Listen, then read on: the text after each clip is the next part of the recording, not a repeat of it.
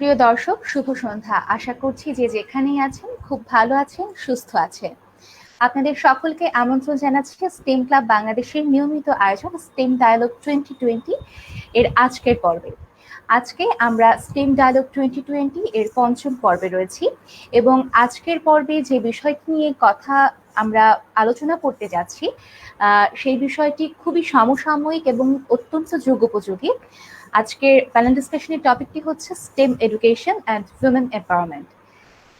আজকের এই টপিকটি নিয়ে কথা বলার জন্য আমাদের সাথে তিনজন স্পিকার উপস্থিত রয়েছেন এবং সেই সাথে তিনজন ইয়ং রিপ্রেজেন্টেটিভ উপস্থিত রয়েছেন। স্পিকার যারা রয়েছেন তাদের মধ্যে প্রথমেই আছেন Asiya Nila, founder women in digital empowerment through technology.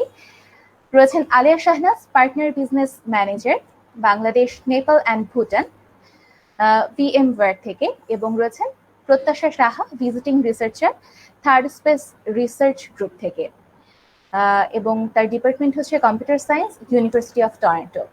আপনাদের সকলকে স্বাগত জানাচ্ছি আমাদের স্টেম ক্লাব বাংলাদেশের স্টেম ডায়ালগ 2020 এর আজকের পর্বে।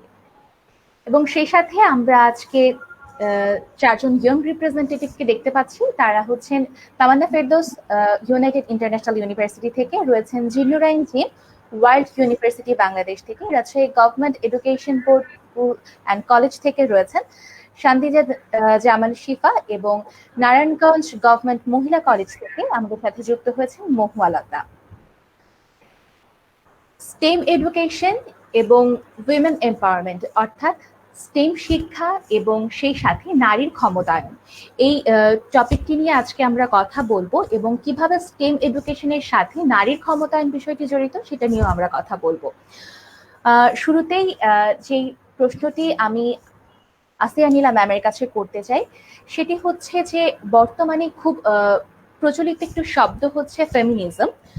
তো ম্যাম, আপনার কাছে আমি শুরুতেই জানতে চাইবো যে নারীবাদ এবং নারীর ক্ষমতায়ন অর্থাৎ ফেমিনিজম এবং উইমেন্স এম্পাওয়ারমেন্ট, এই দুটো বিষয়ের মধ্যে আদৌ কোনো পার্থক্য রয়েছে কি, এবং যদি থেকে থাকে তবে সেটি কি? ধন্যবাদ পূর্ণা। নারীবাদ আর নারীর ক্ষমতায়ন, হ্যাঁ। তো আমি না কথাটা আসলে নারীবাদ যে কথাটা, এটা আমি খুব একটা বিশ্বাস করি না আর কি। নারীবাদী বলে আমার কাছে আসলে কিছু নাই। হ্যাঁ, মানুষবাদী হলে বা মানুষবাদ হলে আমি ব্যাপারটাকে মানে নিতাম। হ্যাঁ, সো নারীবাদটা আমার কাছে খুব একটা ইম্পর্টেন্ট কিছু না। আর নারীর ক্ষমতা নিয়েও আমি খুব বেশি কথা বলতে উৎসাহ ফিল করি না। কারণ হচ্ছে কি, আহ নারীর ক্ষমতায়ন অ্যাকচুয়ালি একজন নারী পারে একজন নারীকে ক্ষমতায়ন করতে, ক্ষমতাশীল করতে। সো ওই নারীর মধ্য থেকে ওই জিনিসটা আসতে হবে। হ্যাঁ, সো এগুলো আসলে কথা না, এগুলো নিয়ে আসলে মানে তর্কর জন্য তর্ক করা যায়। বাট আমার যেটা মনে হয় যে এগুলো নিয়ে কথা খুব বেশি না বলে আমরা যদি এভাবে চিন্তা করি যে একজন নারী মানে স্টিল স্টিল কোন প্রবলেমটা ফেস করছে যে সে এখনো স্ট্রিমে আসছে না। হ্যাঁ, যেখানে আমরা এত স্কোপ দেওয়ার চেষ্টা করছি, কেন আমরা তাদেরকে ইনসিস্ট করতে পারছি না? তো ওই জায়গাগুলো নিয়ে আলোচনা করলে খুব ভালো হয়। নারীবাদী, নারীর ক্ষমতায়ন অনেকে অনেকভাবে করছে, করার চেষ্টা করছে। ব্যাপারটা আমার কাছে মনে হয় ইটস এ বিজনেস টার্ম। হ্যাঁ, সো আমি আমার ব্যবসার জন্য ফেমিনিজম একটা জিনিস তৈরি করছি। আমি আমার ব্যবসার জন্য নারী অধিকার, নারী উন্নয়ন, নারীর ক্ষমতায়ন নিয়ে একটা কাজ মানে একটা কিছু দেখাচ্ছি। It's marketing word. হ্যাঁ, যেখানে আমার আমার কাছে নারী অধিকার বা নারীর উন্নয়ন বা নারীর ক্ষমতায়ন হচ্ছে একটাই, যে একটা মানুষ সে নিজে কাজ করবেন তার নিজের প্রয়োজনে, এবং সে যখন তার প্রয়োজনটা ফিল করবে তখন সে কাজ করতে আসবে, এবং যত বাধাই আসুক সে সেটা অতিক্রম করবে। তো এখানে একটা মেয়েকে হচ্ছে আপনি বা আমি ইনসিস্ট করে খুব বেশি দূর নিতে পারবো না যতক্ষণ পর্যন্ত তার মধ্যে এটা আসবে না। হ্যাঁ, তো ওখানে আসলে আমার বা আপনার বা আমরা এটা নিয়ে কথা বলে খুব বেশি কিছু করতে পারবো না। আই থিঙ্ক পূর্ণা আমি বোধহয় খুব এগ্রেসিভলি অ্যান্সার দিয়েছি, বাট আমার এটাই মনে হয়। নো নো ম্যাম, আসলে আপনারা যেভাবে আপনাদের মতবাদটা বলছেন এবং আমরা বর্তমানে যে দেখতে পাই যে নারীবাদ বা নারীর ক্ষমতায়ন, যে বিষয়টি ম্যাম আপনি আপনার জায়গা থেকে তুলে ধরলেন, আসলেই ম্যাম আপনার যে কথাটি ছিল যে আসলে নারীবাদ না মানুষবাদ বা মনুষ্যত্ব নিয়ে যদি আসলে আমরা কথা বলি সেটি আসলে দরকার। একটা নারীর আসলে নারী হওয়ার আগে সে কিন্তু মানুষ, তো ওই মানুষ হিসেবে যে অধিকারটা সেটি নিয়ে আসলে কথা বলাটা অনেক বেশি গুরুত্বপূর্ণ এবং আসলে ম্যাম সমীচীন বলে আমিও মনে করি। তো অসংখ্য ধন্যবাদ ম্যাম আপনার এত সুন্দর মতামতের জন্য। এবারে আমি একটু আলিয়া শাহনাজ ম্যামের কাছে যেতে চাই। আসিয়া নীলা ম্যাম যেরকমটি আমাদেরকে বলছিলেন যে আসলে নারীর ক্ষমতায়ন বা নারীবাদ এটা আসলে প্রত্যেকের নিজস্ব যে চিন্তা ভাবনা বা ধ্যান ধারণা থেকে তারা আসলে দেখে থাকে। তো ম্যাম এই জায়গা থেকে আপনার কাছে আমি একটু জানতে চাইবো যে আসলে বাংলাদেশ একটা উন্নয়নশীল দেশ এবং যাতে অর্থনৈতিক স্বাধীনতা এবং নারীর ক্ষমতায়নের যে জায়গাটি যদি বলি বা ম্যাম এই যে বাংলাদেশের মতো একটি উন্নয়নশীল দেশে যেখানে আমরা অর্থনৈতিক স্বাধীনতা রয়েছে এবং সেই জায়গা থেকে ম্যাম আপনি নারীর অর্থনৈতিক স্বাধীনতা এবং নারীদের এই স্টেম লার্নিং এর প্রতি আগ্রহের জায়গাটিকে কিভাবে দেখছেন?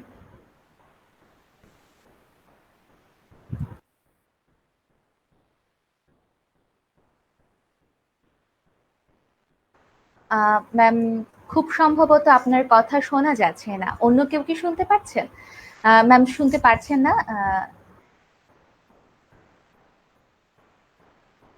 ম্যাম কাইন্ডলি যদি আপনি ম্যাম আপনার কথা আমরা শুনতে পারছি না।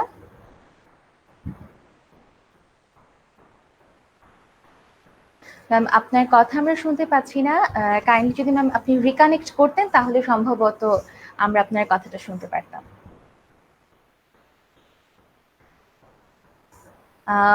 প্রিয় দর্শক যারা রয়েছেন আমাদের সাথে, আপনারা রয়েছেন স্টেম ক্লাব বাংলাদেশি নিয়মিত আয়োজন স্টেম ডায়ালগ 2020 এর আজকের পর্বে আলিয়া শাহনাজ ম্যামের কাছে একটি প্রশ্ন করেছিলাম। আমরা আবারও ম্যামের কাছে ফিরে আসবো। তার ম্যাম জয়েন করতে করতে রিকানেক্ট করতে করতে আমরা প্রত্যাশা সাহা ম্যামের কাছে একটু যেতে চাই। ম্যাম আমরা আসলে নারীর ক্ষমতায়ন বা উইমেন এম্পাওয়ারমেন্ট যেহেতু আজকে আমাদের টপিকটিতে রয়েছে এবং স্টেম এডুকেশন, তো ম্যাম আপনার কাছে প্রশ্নটি হচ্ছে এরকম যে যদি আমরা স্টেম এডুকেশনের মাধ্যমে নারীর ক্ষমতায়নটি চাই বা শুধু যদি আমরা নারীর ক্ষমতায়নের কথাই বলে থাকি তাহলে সেক্ষেত্রে মূল চ্যালেঞ্জগুলো কোনগুলো আপনি মনে করেন?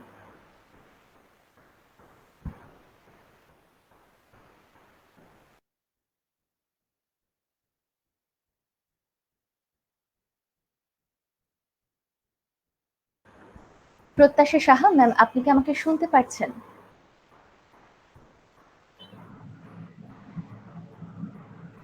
শোনা যাচ্ছে কি আমার কথা? জি ম্যাম শোনা যাচ্ছে। আমরা প্রত্যাশা সাহা ম্যামের কথা শুনতে পারছি না। আমরা ম্যামের কাছে আবারও পরে ফিরে আসবো। আলিয়া শাহনাজ ম্যাম আমি আপনার কাছে যে প্রশ্নটি রেখেছিলাম আপনি আপনার মতামত দিতে পারেন। আচ্ছা, আমি শুরু করেছিলাম অ্যাকচুয়ালি সবাইকে ধন্যবাদ দিয়ে যে আমাকে এরকম একটা প্ল্যাটফর্মের মধ্যে কথা বলার সুযোগ দেওয়ার জন্য। ইটস রিয়েলি অ্যামেজিং যে আজকে সবচেয়ে মানে ইয়াং জেনারেশন যারা আছেন আমাদের এখানে রিপ্রেজেন্টেটিভ, খুবই এনকারেজ ফিল করছি সবাইকে দেখে যে একই প্ল্যাটফর্মে। সো বেসিকলি আমি ভিএমওয়্যার এর সাথে আছি এবং একটা সফটওয়্যার কোম্পানিতে আমি আইটি ইন্ডাস্ট্রিতে বেশ 10-15 বছর হয়ে গিয়েছে আছি। সত্যি কথা বলতে ইনিশিয়ালি আমি খুবই ভয় পেতাম, টেকনোলজি ভয় পেতাম, স্টেম ভয় পেতাম এবং engineering I felt it's only for people like যারা ছোটবেলা থেকে ম্যাথস ইঞ্জিনিয়ারিং নিয়ে অনেক হাই প্রোফাইল, ওদের জন্য, it's not for me. But বছর বছর এটাতে আসার পরে অ্যাকচুয়ালি আমি নিজের কনফিডেন্স গেইন করেছি যে actually there is nothing impossible. আমার যদি ইঞ্জিনিয়ারিং ব্যাকগ্রাউন্ড না থাকে দ্যাট ডাজ নট মিন যে আমি টেকনোলজি নিয়ে আগাতে পারবো না বা আমি আমার বাচ্চাদেরকে এটা নিয়ে শিক্ষা দিতে পারবো না। আমার ফার্স্ট এক্সপিরিয়েন্স, আমি একটু পার্সোনাল এক্সপিরিয়েন্স শেয়ার করি। আমার ছেলে আমাকে অনেক হেল্প করেছে অ্যান্ড ও সবসময় স্টেমে আগ্রহী। ও বই খাতা দেখে পড়াশোনা করতে একেবারেই চায় না, ওর জন্য স্কুল হচ্ছে সামথিং মানে বোরিং, ও স্কুলে যাবে না, but he rather feels like নিজে হাতে কিছু তৈরি করা। তো ওই ক্ষেত্রে ওর ইঞ্জিনিয়ারিং এর যেই সব, ও কিন্তু ইঞ্জিনিয়ারিং নিয়ে পড়াশোনা করছে না কিন্তু ও কোনো কিছু একটা বানাবার জন্য এত আগ্রহী, দেন আই ফেল্ট আচ্ছা আমিও জানতে চাই ও কিভাবে করছে, কারণ ওকে গাইড করতে হলেও আমার একটু নিজেরও নলেজ লাগবে। সেক্ষেত্রে আমি যখন আইটি ফিল্ডের মধ্যে ছিলাম আমি মানে লার্ন করা শুরু করলাম অ্যাকচুয়ালি। এবং এটাতে যে কনফিডেন্সটা আমার গ্রো করলো, মানে টেকনোলজি নিয়ে কাজ করা, এটার সাথে মানে আমার কথা বলার যে স্টাইল সবকিছু কিন্তু চেঞ্জ হয়ে গেল। It all had to do with confidence. Knowledge কিন্তু অতটা মানে আমার বাড়েনি, কিন্তু আমি যে কনফিডেন্সটা গ্রো করলাম যে আসলে এটা এমন কিছু না যে শুধু ছেলেপেলেরা মানে ইউনো ইয়াং জেনারেশনরাই করবে অথবা আজকালকার ছেলেদের কাজ এটা। It's not like that, women is equal, সবখানেই আমরা ইকুয়ালি কাজ করছি। এবং মানে এই লার্নিংটা যেটা আমার নেক্সট জেনারেশন আমাকে দিল, এটা অসম্ভব একটা মাইন্ডসেটের ব্যাপার। শুধুমাত্র এটাই যে আমরা হ্যান্ডস অন অ্যাপ্লিকেশনে আরো তাড়াতাড়ি শিখবো, বই খাতা না দেখে আমরা যদি টেকনোলজি ইউজ করি, ওইটার ম্যানুয়াল না পড়ে যদি প্র্যাকটিক্যালি আমরা ইউজ করি, তখন আরো তাড়াতাড়ি শিখবো। আর একটু পার্সোনাল এক্সপিরিয়েন্স শেয়ার করি। আমার মা স্কুল টিচার এবং সারা জীবনই উনি মানে ল্যাপটপ থেকে একটু দূরে রেখেছে নিজেকে। এখন এই সিচুয়েশনের মধ্যে অনলাইন শেখা ছাড়া কোনো উপায় নাই, so she had to learn. And সে যেভাবে অ্যাডপ্ট করেছে technology, then I felt like actually there is no age, there is no gender.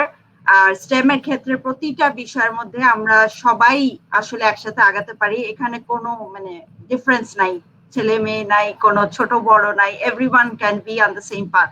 এটা আমার পার্সোনাল এক্সপিরিয়েন্স। অসংখ্য ধন্যবাদ ম্যাম আপনার এত সুন্দর বিশ্লেষণের জন্য এবং আলোচনার জন্য। আসলেই আমরাও এটি বিশ্বাস করি যে যে কোনো বয়সে যে কেউ আসলে পারবে। একজন মানুষ হিসেবে যদি আমি নিজেকে তৈরি করতে পারি বা বিবেচনা করি, তাহলে অবশ্যই যে কোনো সময় যে কোনো কিছু অ্যাবজর্ভ করা আমার পক্ষে আসলে সম্ভব। অসংখ্য ধন্যবাদ ম্যাম। আবারও ম্যাম আপনার কাছে আমরা ফিরে আসবো। এবারে একটু যেতে চাই প্রত্যাশা সাহা ম্যামের কাছে।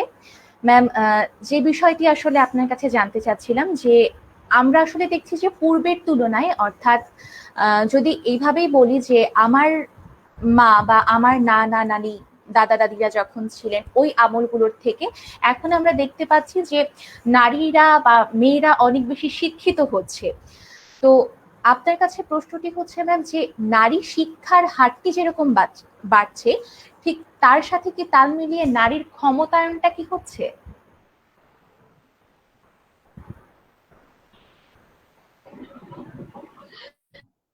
ধন্যবাদ পূর্ণা, খুবই সুন্দর প্রশ্ন।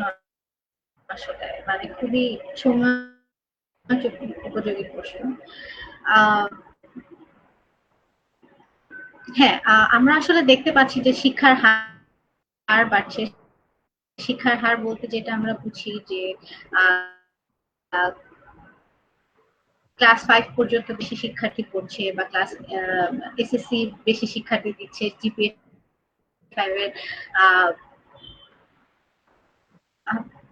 এর হার বেড়ে যাচ্ছে। কিন্তু একটা পর্যায়ে আমার মনে হয় আমি দেখছি যে এখনো সোসাইটির ওই চিন্তাটা থেকে সোসাইটি বের হয়ে আসতে পারে নাই যে একটা মেয়ে পড়াশোনা শেষ করে বা পড়াশোনা পুরোটা কমপ্লিট করে, লাইক মাস্টার্সে হোক বা হচ্ছে গ্রাজুয়েশন হোক, একটা ভালো ইনস্টিটিউশন থেকে বের হয়েও অনেকের মধ্যে এই মাইন্ডসেটটা থাকে না যে সে হচ্ছে পরে ইকোনমিক্যালি ইন্ডিপেন্ডেন্ট হবে বা সোশিও ইকোনমিক্যালি তার একটা ভালো স্ট্যান্ড থাকবে। সো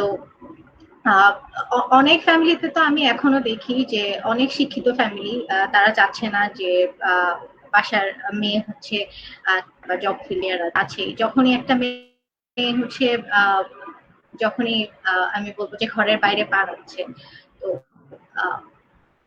হ্যারাসমেন্টের কথা যদি আমি বলি, তারপর হচ্ছে চারপাশের যে মেয়েটাকে ছোট করে দেখার যে প্রবণতা, সে ওয়ার্ক প্লেস হিউমিলিয়েটেড হচ্ছে, ওয়ার্ক প্লেসে তাকে ঠিক মতো পে করা হচ্ছে না। তো এইসব আমি বলবো যে এই সোশিও ইকোনমিক্যাল ইস্যুগুলোর কারণে। আর আমাদের যে আমরা তো জানি আমাদের প্যাট্রিয়ার্কাল সোসাইটি, তো সবকিছু মিলিয়ে আমার মনে হয় না যে এডুকেশনের সাথে সাথে নারীর ক্ষমতায়ন সেভাবে হচ্ছে। কিন্তু তো বের হয়ে আসছেন, যেরকম হচ্ছে তারা নিজেরা এন্টারপ্রেনারশিপে উৎসাহী হচ্ছেন। তারা ঘরের ভেতরে থেকেই অনলাইনে দেখা যাচ্ছে এখন বেশি ওরা চেষ্টা করছেন যে নিজেদের বাবলের মধ্যে থেকে বের হয়ে এসে তারপর একটা জবের অপশন এসেছে যে কোভিড এর পরে ওখানে ওখানে পজিটিভ ভাইব, কিন্তু as a whole I don't think যে এডুকেশনের সাথে সাথে উইমেন এম্পাওয়ারমেন্টটা সেভাবে হচ্ছে, ক্ষমতায়ন সেভাবে হচ্ছে। কারণ যতদিন না পর্যন্ত আমরা আমাদের নিজেদের মন মানসিকতা বদলাতে পারবো, ততদিন পর্যন্ত আসলে নারী কেন শুধু বলছি, কোন জেন্ডারের, আমি যদি অন্যান্য জেন্ডারের কথা বলি, অন্যান্য সেক্সুয়াল আইডেন্টিটির কথাও বলি, আসলে ওইসবের ব্যারিয়ার থেকে আমাদের আসলে বের হয়ে আসা সম্ভব না। সো আমাদের নৈতিক শিক্ষাটা আসলে খুব দরকার, এবং শুধু স্টেম না, স্টেমের বাইরে গিয়েও আমাদের যে মূল্যবোধের জায়গাগুলোতে আমাদের অনেক বেশি জোর দেওয়া প্রয়োজন আমার মনে হয়। অসংখ্য ধন্যবাদ প্রত্যাশা সাহা ম্যাম আপনাকে। আসলেই তাই যে একটি নারী যখন শিক্ষার হার যেটি বাড়ছে, কিন্তু আসলে নারীর ক্ষমতায়নটা বাড়ছে না, বা যে সকল নারীরা আসলে বাইরে কাজ করতে চাচ্ছে তারাও আসলে বিভিন্নভাবে বাধার শিকার হচ্ছে, তারা হ্যারাসমেন্টের শিকার হচ্ছে, বা রেপ কেসের মতো বিষয়গুলো আমরা দেখছি। এতে আসলে নারীর ক্ষমতায়নের যে জায়গাটা বা নারীর কাজ করার যে স্পৃহাটা, এটা আসলে অনেকাংশেই কমে যাচ্ছে। অসংখ্য ধন্যবাদ ম্যাম। আমরা আবারও আপনার কাছে আসবো।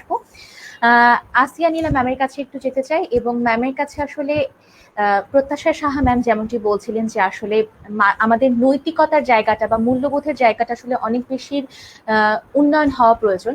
তো ম্যাম, আপনার কি মনে হয় যে আসলে কোন ধরনের পদক্ষেপ এই সকল বাধাগুলোকে অতিক্রম করতে সহায়তা করবে আমাদেরকে?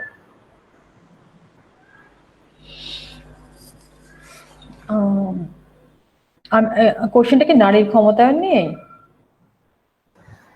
ম্যাম, আমার প্রশ্নটি ছিল এরকম যে প্রত্যাশা সাহা ম্যাম অনেকগুলো সমস্যার কথা বলেছেন, সেটা শুধুমাত্র নারীকে নিয়ে না। যখন একটা মানুষ বাইরে কাজ করতে বের হচ্ছে, আমরা মানে প্রত্যেকটা জেন্ডারের ক্ষেত্রে বিভিন্ন ধরনের বাধার সম্মুখীন হচ্ছি বা আমরা সমস্যা ফেস করছি। তো সেই জায়গা থেকে আমাদের নৈতিক মূল্যবোধটা আসলে অনেক বেশি বাড়ানো প্রয়োজন। তো কিভাবে আমরা আসলে কোন কোন পদক্ষেপগুলো গ্রহণের মাধ্যমে আমরা আসলে এই নৈতিক মূল্যবোধটাকে আরো উন্নত করতে পারি? ওকে, পূর্ণা, আমার যেটা মনে হয় যে নৈতিক যে ব্যাপারগুলো এটা আসলে ফ্যামিলি থেকে আসে। হ্যাঁ, তো আমার ফ্যামিলি আমাকে কিরকম শিক্ষা দিচ্ছে, হ্যাঁ, বা আমি কোন এনভায়রনমেন্টে বড় হয়েছি, তো ওইটা খুব ম্যাটার করে। হ্যাঁ, তো আমরা যখন দেখি যে একটা ইয়াং ছেলে খুব বেশি করাপ্টেড, আমরা কিন্তু আগে চিন্তা করি নিশ্চয়ই ওর ফ্যামিলিতে কেউ করাপ্টেড। হ্যাঁ, বা এটা ইয়াং মেয়েও হতে পারে। হ্যাঁ, সো ফ্যামিলি হচ্ছে একদম আমাদের বেসিক মানে এডুকেশনটার জন্য। যে আমরা একটা স্কুল থেকে হয়তো শিক্ষাটা পাই, হ্যাঁ, অন্যরকম শিক্ষা যেটা হয়তো আমরা পরে আমরা প্রফেশনাল লাইফে আসবো, কিন্তু ফ্যামিলি থেকে আমরা ওই নৈতিক শিক্ষাটা পাই যে আমি আসলে কিরকম হব, বড় আমার অ্যাটিটিউড কেমন হবে, বা হ্যাঁ আমাদের অ্যাটিটিউড গুলো আবার এনভায়রনমেন্টের উপর চেঞ্জ হয়। তো সেটা ডিফারেন্ট ইস্যু, আমি সেদিকে না যাই। বাট ইনিশিয়ালি যেটা আমার মনে হয় যে ফ্যামিলি হচ্ছে খুব বড় একটা জায়গা, এবং তারপরে হচ্ছে প্রাইমারি এডুকেশনটা, মানে আমরা যখন একেবারে নার্সারিতে পড়ি বা স্কুলে যাওয়া শুরু করি, হ্যাঁ, ওই সময়টা যদি আমাদেরকে যে বাংলা, ইংলিশ, অঙ্ক এগুলোর সাথে সাথে যদি ওই নেচার কিভাবে ডেভেলপ করে বা মেন্টাল হেলথ কিভাবে আমরা ইমপ্রুভ করতে পারি, ওই জিনিসগুলো যদি তখন থেকে আমাদের একটু শিক্ষা দেয়, তাহলে হয়তো আমাদের বড় হয়ে ওই ফ্যামিলির জিনিসটাও রিকভার হয়ে যায়। কারণ আমি কেন বলছি এটা, একটু চিন্তা করলে দেখা যাবে যে একটা একেবারে মানে আন্ডার প্রিভিলেজ মানুষ, মানে একটা ওরকম ফ্যামিলির একটা ছেলে কিন্তু দেখা যাচ্ছে যে অনেক বড় কোনো ইউনিভার্সিটিতে পড়ে একজন সায়েন্টিস্ট হয়ে গেল। হ্যাঁ, আমরা এটা দেখতেই পাচ্ছি। হ্যাঁ, সো একটা শিক্ষা প্রতিষ্ঠানে এসে সে পড়াশোনা করে, হ্যাঁ, সে কিন্তু নিজেকে চেঞ্জ করে ফেলেছে। সো সেরকম শিক্ষা প্রতিষ্ঠানগুলোতে যদি ওই নৈতিক শিক্ষার একটা জায়গা থাকতো, তাহলে তারা হয়তো আমার মনে হয় ওই জায়গাটাও কাজ করতে পারতো। হয়তো ফ্যামিলি বাবা মা ওইভাবে দিতে পারছে না, বা ওনারাও ওই রকম জিনিস জানে না কিভাবে দিতে হবে, কারণ সবার ফ্যামিলি ব্যাকগ্রাউন্ড সেম না। তো সেক্ষেত্রে প্রাইমারি স্কুলে এই জিনিসগুলো নিয়ে আসা খুব বেশি দরকার। মানে আমি যেটা সবসময় বলি যে আমাদের প্রাইমারি এডুকেশনে কিছু কিছু জিনিস আনা খুব দরকার। একদম বেসিক যখন আমি বলি যে আমি যখন পড়ি এতে অ্যাপেল, বিতে বল, সিতে ক্যাট, এটা আমরা ওখানে সবাই পড়েছি। হ্যাঁ, তো আমি সবসময় এরকম করে বলি এতে অ্যাপেল, বিতে বল ইজ ফাইন, হ্যাঁ, কিন্তু সিতে আসলে প্রোগ্রামিং সি হওয়া উচিত। সেটা ক্যাট হওয়া উচিত না। তাহলে হচ্ছে ডিজিটাল বাংলাদেশটা গভর্নমেন্টের যে ইনিশিয়েটিভটা আছে এটা হয়ে যাবে অটোমেটিক্যালি। কারণ আমি প্রথম থেকে টেকনোলজি শিখে আসছি, সি মানে প্রোগ্রামিং সি। সো আমি ওইভাবে শিখতে পাচ্ছি। হ্যাঁ, সো ওইভাবে যদি করা যায় তো সেক্ষেত্রে ঠিক আমি যখন এনে আসবো তখন হয়তো ন্যাচারাল ইমপ্রুভমেন্ট বা এরকম কিছু একটা হবে। I don't know what is the right term for that. হ্যাঁ, সো আমার নৈতিক শিক্ষাটা তখন হয়তো ইমপ্রুভ হবে। আমি জাপানে আমি বেশ কিছুদিন থাকার আমার একটা সৌভাগ্য হয়েছিল। তো ওখানে আমি যেটা দেখেছি ওরা হচ্ছে মোটামুটি 8 থেকে 14 বছর পর্যন্ত ওরা শুধু অনেস্টি, তারপরে নৈতিকতা, তারপর মানে এই জিনিসগুলোই মানুষের নেচার, অ্যাটিটিউড, এই জিনিসগুলো শেখায়। হ্যাঁ, তো সেখানে দেখা যায় জাপানিরা খুব বেশি পোলাইট হয়, ওরা খুব সোবার হয়। হ্যাঁ, কজ হচ্ছে ওরা ওইটা স্কুল থেকে পাচ্ছে, এবং ওরা খুব সেলফ ডিপেন্ডেন্ট, ওরা খুব ইজিতে ডিসিশন মেক করতে পারে। আমাদের দেশের ছেলেমেয়েরা কিন্তু ডিসিশন মেক করতে পারে না, আবার মেয়েরা তো একেবারেই পারে না। হ্যাঁ, তো এগুলো সবগুলো হচ্ছে আমাদের শিক্ষার ল্যাকিং। আমরা মেয়ে বলতে চিন্তা করি, আমরা ডিপেন্ডেন্সিটাতে নিয়ে আসি যে আব্বু বলে দিবে, আম্মু বলে দিবে। হ্যাঁ, বা আম্মু আম্মু আমি কি করব, বা আব্বু আমি কি করবো, বা ভাইয়া আমি কি করবো, বা আমার বয়ফ্রেন্ড আমি কি করবো, আমার হাজবেন্ড আমি কি করবো। আমাদের জিনিসটা হচ্ছে এরকম। হ্যাঁ, যে তুমি কি করবে সেটা তোমার ডিসিশন নেওয়ার আছে। সো ওই জিনিসগুলো না আমাদের ছোটবেলা থেকে দিলে খুব ভালো হয়। সেটা আমরা জাপানি কালচার ফলো করতে হবে এমন না, বাট আমরা এডুকেশন কালচারটা ওখান থেকে নিতেই পারি। তো তাহলে হয়তো এই বড়বেলায় এসে বলতে হবে না যে আমাকে নৈতিকতা শিখাও, বা আমার এক্স বা ওয়াই নৈতিকতার প্রবলেম আছে।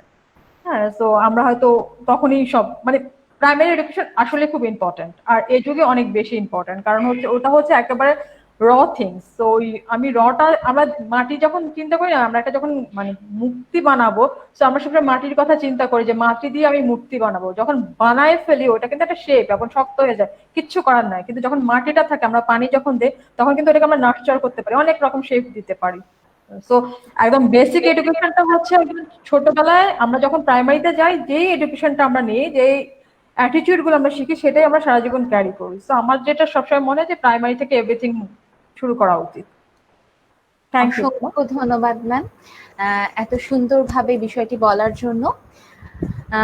ম্যাম যেরকমটি বলছিলেন আসলে প্রাইমারি এডুকেশনের কথা, যে আসলে ওই জায়গা থেকে যদি বেসিকটা যদি আমাদের ভালো হয় বা স্ট্রং হয়, তাহলে আসলে পরবর্তী ধাপগুলোতে এসে আমাদের আসলে সমস্যা হবে না।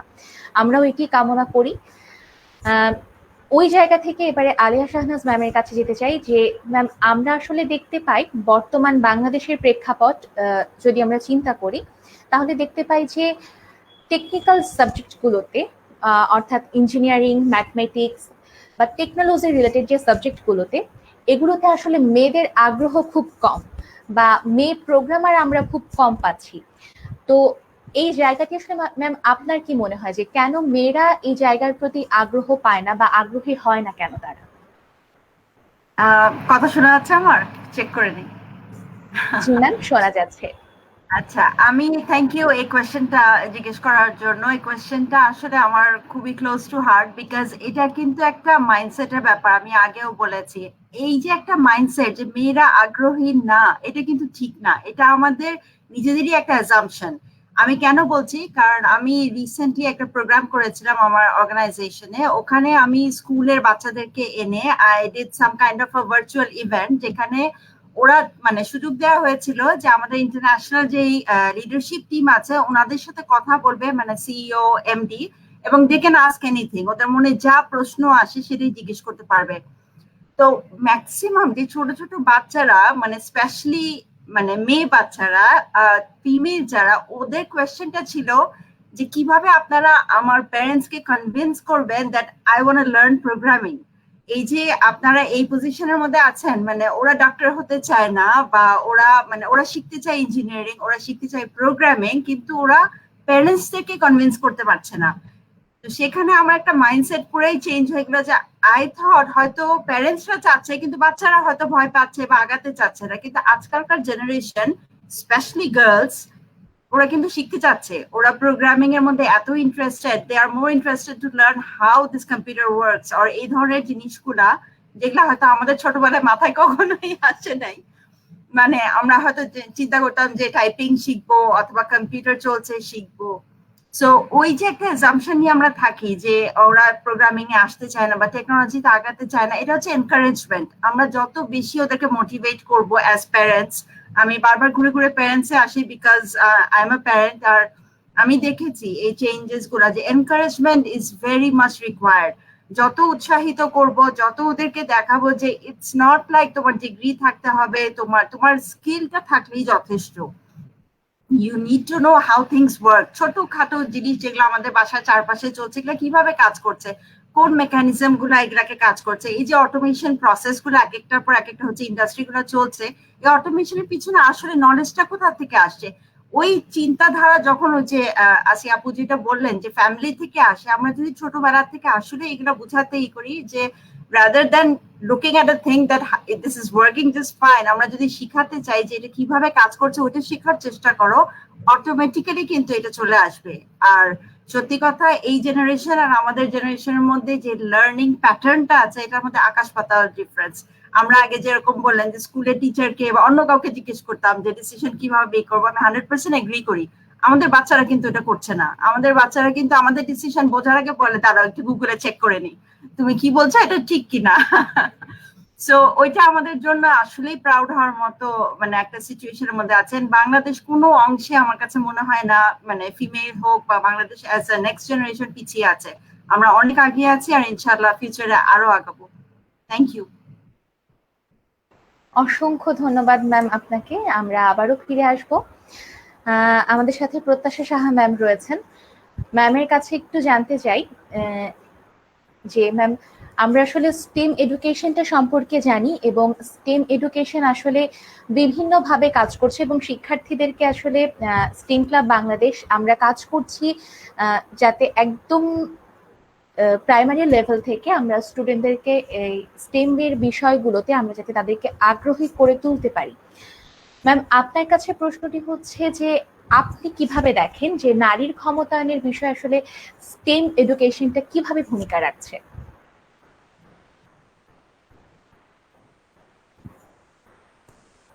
Thank you so much. আমি যদি বলি যে আপনাদের মনে হয় একটা ইয়ে ছিল, একটা মনে হয় সেশন ছিল স্টেম না হয়ে জিনিসটা স্টিম। কারণ হচ্ছে সায়েন্স যদি আমি পড়ি, টেকনোলজি যদি পড়ি, আমাকে হিউম্যানিটিস কিন্তু অবশ্যই পড়তে হবে, একই সাথে পড়তে হবে। সো আমি যদি স্টিমের ব্যাপারটা বলি, এডুকেশন ইজ অলওয়েজ এডুকেশন। এখন আমি যদি বলি যে হ্যাঁ আমাকে প্রোগ্রামার হইতেই হবে, আমাকে কম্পিউটার সায়েন্সই পড়তে হবে, I think this is not a solution. আমাকে হচ্ছে এডুকেটেড হতে হবে। আমাকে আমি যেটা বললাম যে মূল্যবোধের জায়গা, বা the main thing is I have to B educated, not that যে আমার এই ডিসিপ্লিনে হওয়া লাগবে, এটা হয়ে হতে পারি, আমি যে কোনো কিছু হতে পারি। তো এই এডুকেশনটাই আমার মনে হয় যে এম্পাওয়ারমেন্টের একটা ভাইটাল পথ। সো আমি যদি এডুকেটেড হই, আমি নিজে এম্পাওয়ার্ড ফিল করব, আমি আরো 10 জনকে এডুকেটেড করতে পারবো, আমার দ্বারা আরো আমার সোসাইটির উপকার হবে। লাইক আমি যদি গ্রামের কথা বলি, আমরা অ্যাকচুয়ালি আমরা যে দেখেছি যে একটা সোসাইটিতে যখন একজন এডুকেটেড পার্সন থাকেন, একজন এডুকেটেড মহিলা থাকেন, বা হচ্ছে একজন ডাক্তার থাকেন, পাড়ার একজনই ডাক্তার, সে কিন্তু অলরেডি মানুষজনকে তার দ্বারা খুব খুব ভালোভাবে ইনফ্লুয়েন্সড হয়। সো আমাদের সোসাইটিতে হতে পারে যে একজন আর্টিস্টকে সেভাবে দাম দেওয়া হয় না, যখন তার চেয়ে দেখা যায় ইঞ্জিনিয়ারকে বেশি দাম দেওয়া হয়। আবার এখানে আরো একটা প্যারাডক্স আছে যে যখন একটা মেয়ে দেখা যাবে যে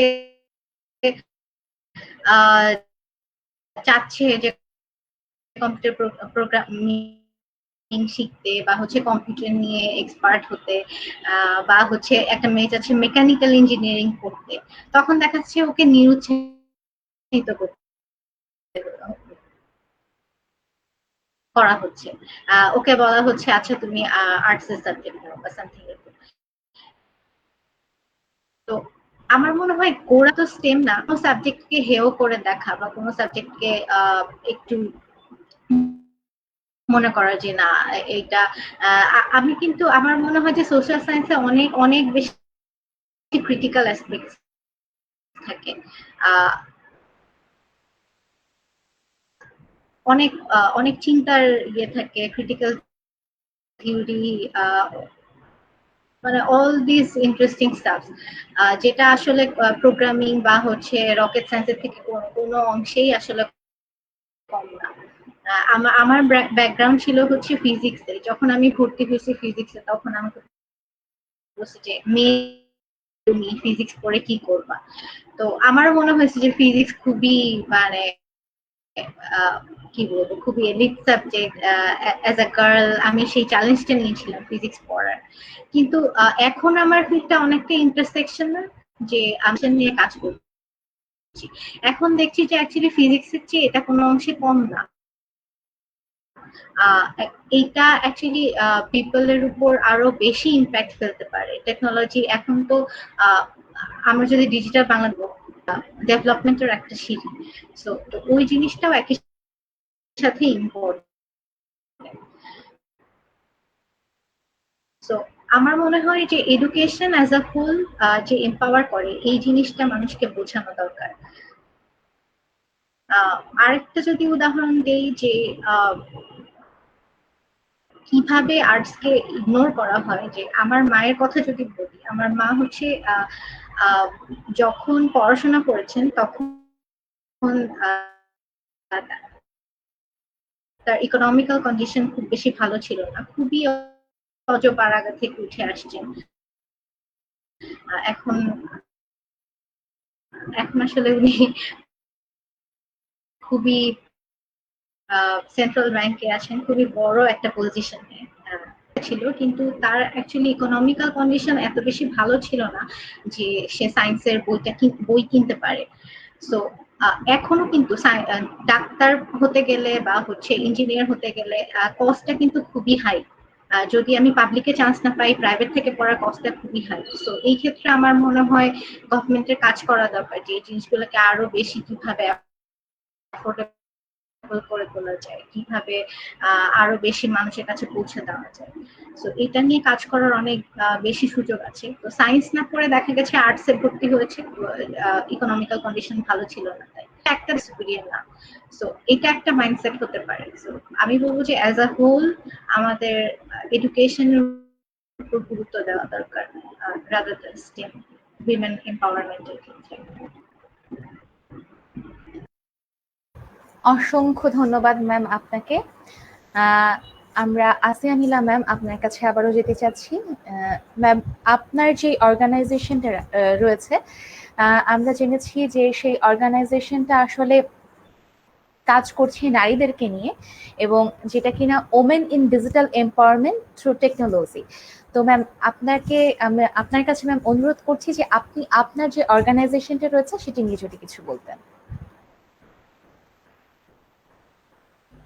আচ্ছা, সো আমার কোম্পানির নাম হচ্ছে উইমেন ইন ডিজিটাল, আর আমাদের ট্যাগলাইন হচ্ছে এম্পাওয়ারমেন্ট থ্রু টেকনোলজি। সো আমি জানি না মানুষ কেন জানি দুইটাকে একসাথেই ভুলে ফেলে।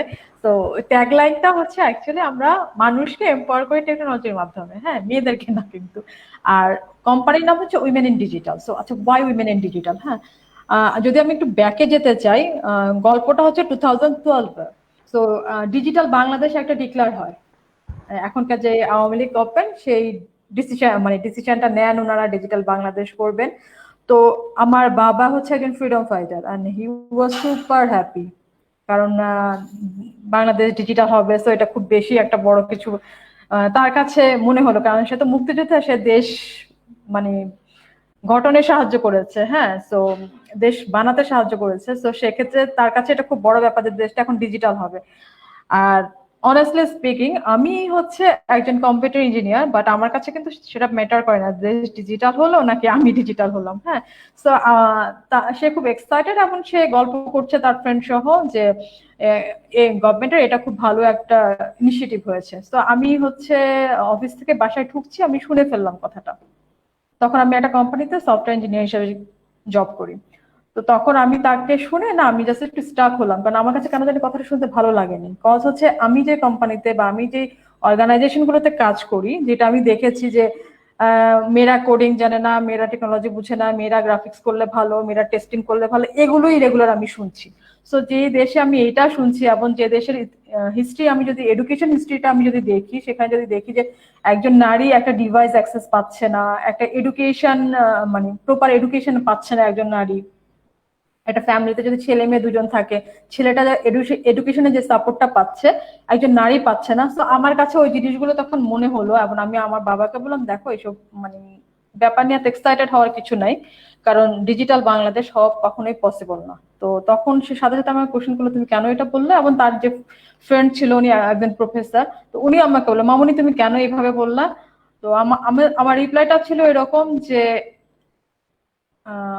আমাদের দেশে 50% নারী। হ্যাঁ, তো তারা তো একটা ডিভাইসই অ্যাক্সেস পাচ্ছে না, ডিভাইসই থাকে ফ্যামিলির বাবার কাছে বা ভাইয়ের কাছে, তার কাছ থেকে নিয়ে একটা ফোন কল করতে হয়, সেখানে কিভাবে সম্ভব যে একটা মেয়ে ডিজিটাল হবে? তো অর্ধেক নারী ছাড়া তো ডিজিটাল বাংলাদেশ হবে না। তো আমার বাবা হচ্ছে এমন একজন বাবা যে হচ্ছে সবসময় আমাকে যে কোনো একটা চ্যালেঞ্জ নিতে সামনে এগিয়ে দেন। যে আমি যে চ্যালেঞ্জ নিব, আমি হয়তো চিন্তাও করি না আমি এটা একটা চ্যালেঞ্জ হতে পারে, বাট সে আমাকে বুঝিয়ে দেয় it's challenge and you should take ইট।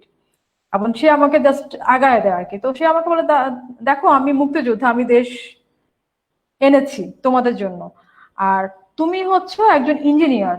হ্যাঁ, তোমার কাজ হচ্ছে, তুমি একজন ইঞ্জিনিয়ার, তুমি তোমার কাছ থেকে দেশটাকে সাজানো হচ্ছে তোমার দায়িত্ব। তো নিজের দায়িত্বটাকে পালন না করে সরকার পারবে না সেটা তোমার বলা উচিত না, তোমার ইউ শুড মানে সাপোর্ট দিস ইনিশিয়েটিভ। তো আমি জানি যে আমার বাবা হচ্ছে এত বেশি এডুকেটেড একটা পার্সন, এই লোকের সাথে কথা বলে আমি বেশি দূর আগাতে পারবো না। সো বেটার হচ্ছে আমার পরের বছরই হচ্ছে আমি একটা স্কলারশিপ পেয়েছি ইউএসএ থেকে, আমি হচ্ছে চলে যাওয়ার ধান্দায় আছি। হ্যাঁ, যেটা আমাদের দেশে ইঞ্জিনিয়াররা করে। হ্যাঁ, তো আমিও সেই সেই ক্যাটাগরিরই। তো আমি ভাবলাম যে আমি যদি এখন কথাবার্তা বলি আমাকে সে প্যাচে ফেলবে, আবার আমাকে এখানে থাকতে হবে। সো বেটার আমি চলে যাই। তো আমি হেসে আমি জাস্ট চলে গেলাম আর কি। তো সে আমাকে সেদিন রাতেই বলতেছে, তুমি কি ভাবছো? আচ্ছা, আমার তো ভাবাভাবির কিছু নাই, আমার নেক্সট ইয়ার সেপ্টেম্বরে ফ্লাইট, আমি আল্লাহ হাফেজ, আমার এসব ভাবাভাবির সময় নাই। এবং সে বলতেছে না তোমার একটু ভাবতে হবে। তারপর সে আমাকে ছোট একটা কাউন্সিলিং করলো, যেটা সে সবসময় করে আর কি। তো আমি পরে চিন্তা করলাম, আচ্ছা ঠিক আছে, দেখি।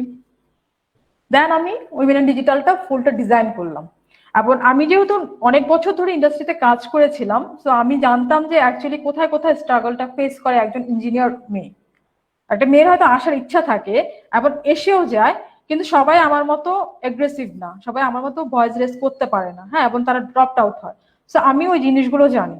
হ্যাঁ, এবং আমি যতটুকু আমি আমার মানে পাশের মানুষগুলো সবসময় বলে আমি খুব বেশি স্ট্রং নাকি, আই ডোন্ট নো আমি কতটা স্ট্রং, বাট আমি হচ্ছে খুব জিনিসটাকে, আমি সোজা জিনিসটাকে সোজাভাবে দেখতে চেষ্টা করি আর কি।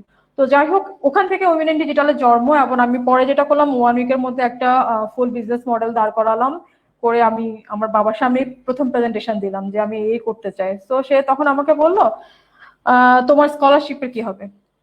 তা আমরা ওটা আমি পরের বছর আবার ট্রাই করবো, পরে আবার ট্রাই করবো। তখন বলছে তোমার চাকরির কি হবে? আমরা চাকরিতে আমি এমনিও ছেড়ে দিব, তো এটা কোনো ব্যাপার না। হ্যাঁ, তখন বলতেছে তুমি যে লাক্সারিয়াস লাইফ লিড করো, মানে আমি তখন বাংলাদেশে একটা মেয়ে 6 ডিজিট পাওয়া অনেক কঠিন একটা ব্যাপার। সো আমি ওইটাই স্যালারিটাই থ্রো করতাম। তো তুমি যে লাইফ স্টাইল লিড করো, তুমি যখন বিজনেসে আসবা তুমি কিন্তু এটা লিড করতে পারবা না। So you should think about that, যে আমি বলেছি তাই বলে তুমি চ্যালেঞ্জটা নিচ্ছ সেটা কিন্তু না, রিয়েলিটি কিন্তু অত সহজ না। সে আমাকে কিন্তু নেগেটিভ কিছু জিনিস এক্সাম্পল দিয়ে দিয়েছে, যে একে তো হচ্ছে তোমার উইমেন, এটা একটা চ্যালেঞ্জ, তুমি ব্যবসায় আসবা সেটা একটা চ্যালেঞ্জ, তুমি টেকনোলজি নিয়ে বিজনেস করবা সেটা হচ্ছে তোমার জন্য আরো বেশি challenge. So you should think about that. আমাদের চিন্তা করার কিছু না, সো লেটস ট্রাই। মানে আমি স্টার্ট করবো, কারণ আমার আম্মা হচ্ছে এমন একটা মানুষ, যখন আমি ডিসাইড করি I will do it and I do. এরপরে যেটা হচ্ছে যে আমি পারবো আমি পারবো না, আমি সেটা চিন্তা করি না। আমি চিন্তা করি লাইফটা হচ্ছে পুরো হচ্ছে একটা রোড, ওখানে স্পিড ব্রেকার থাকবে, তখন আমাকে থামতে হবে, আমি স্পিড ব্রেকার পার হবো, আমি আবার স্পিড বাড়াবো। So I should maintain this things. So আমি ওইভাবে শুরু করলাম। এবং ইনিশিয়ালি আমি হচ্ছে আমার ইউনিভার্সিটির কয়েকজন ছোট বোনদের নিয়েই ওদেরকে আমি ট্রেনিং করানো শুরু করলাম। ট্রেনিং করে দেন হচ্ছে আমি ওডেক্স থেকে তখন আউটসোর্সিং কাজ ডাউনলোড নিতাম, নিয়ে ওদেরকে দিয়ে কাজ করাতাম।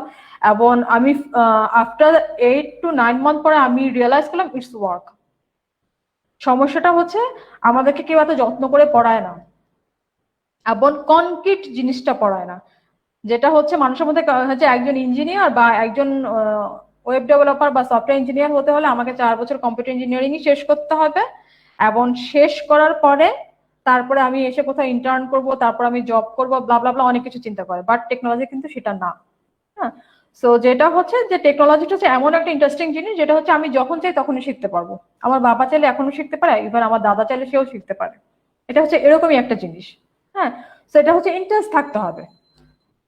যে সমস্যাটা হচ্ছে আমাদের মেয়েদের মতো ইন্টারেস্টটাই আমি পাইনি। আমি 7+ ইয়ার্স ইন্ডাস্ট্রিতে কাজ করছি। সো আমরা যেটা করছি যে উইমেন ইন ডিজিটাল কি করে এবার সেটাই আসছে, কিভাবে মানে কিভাবে শুরু করেছিলাম এটা ছিল সেই গল্পটা।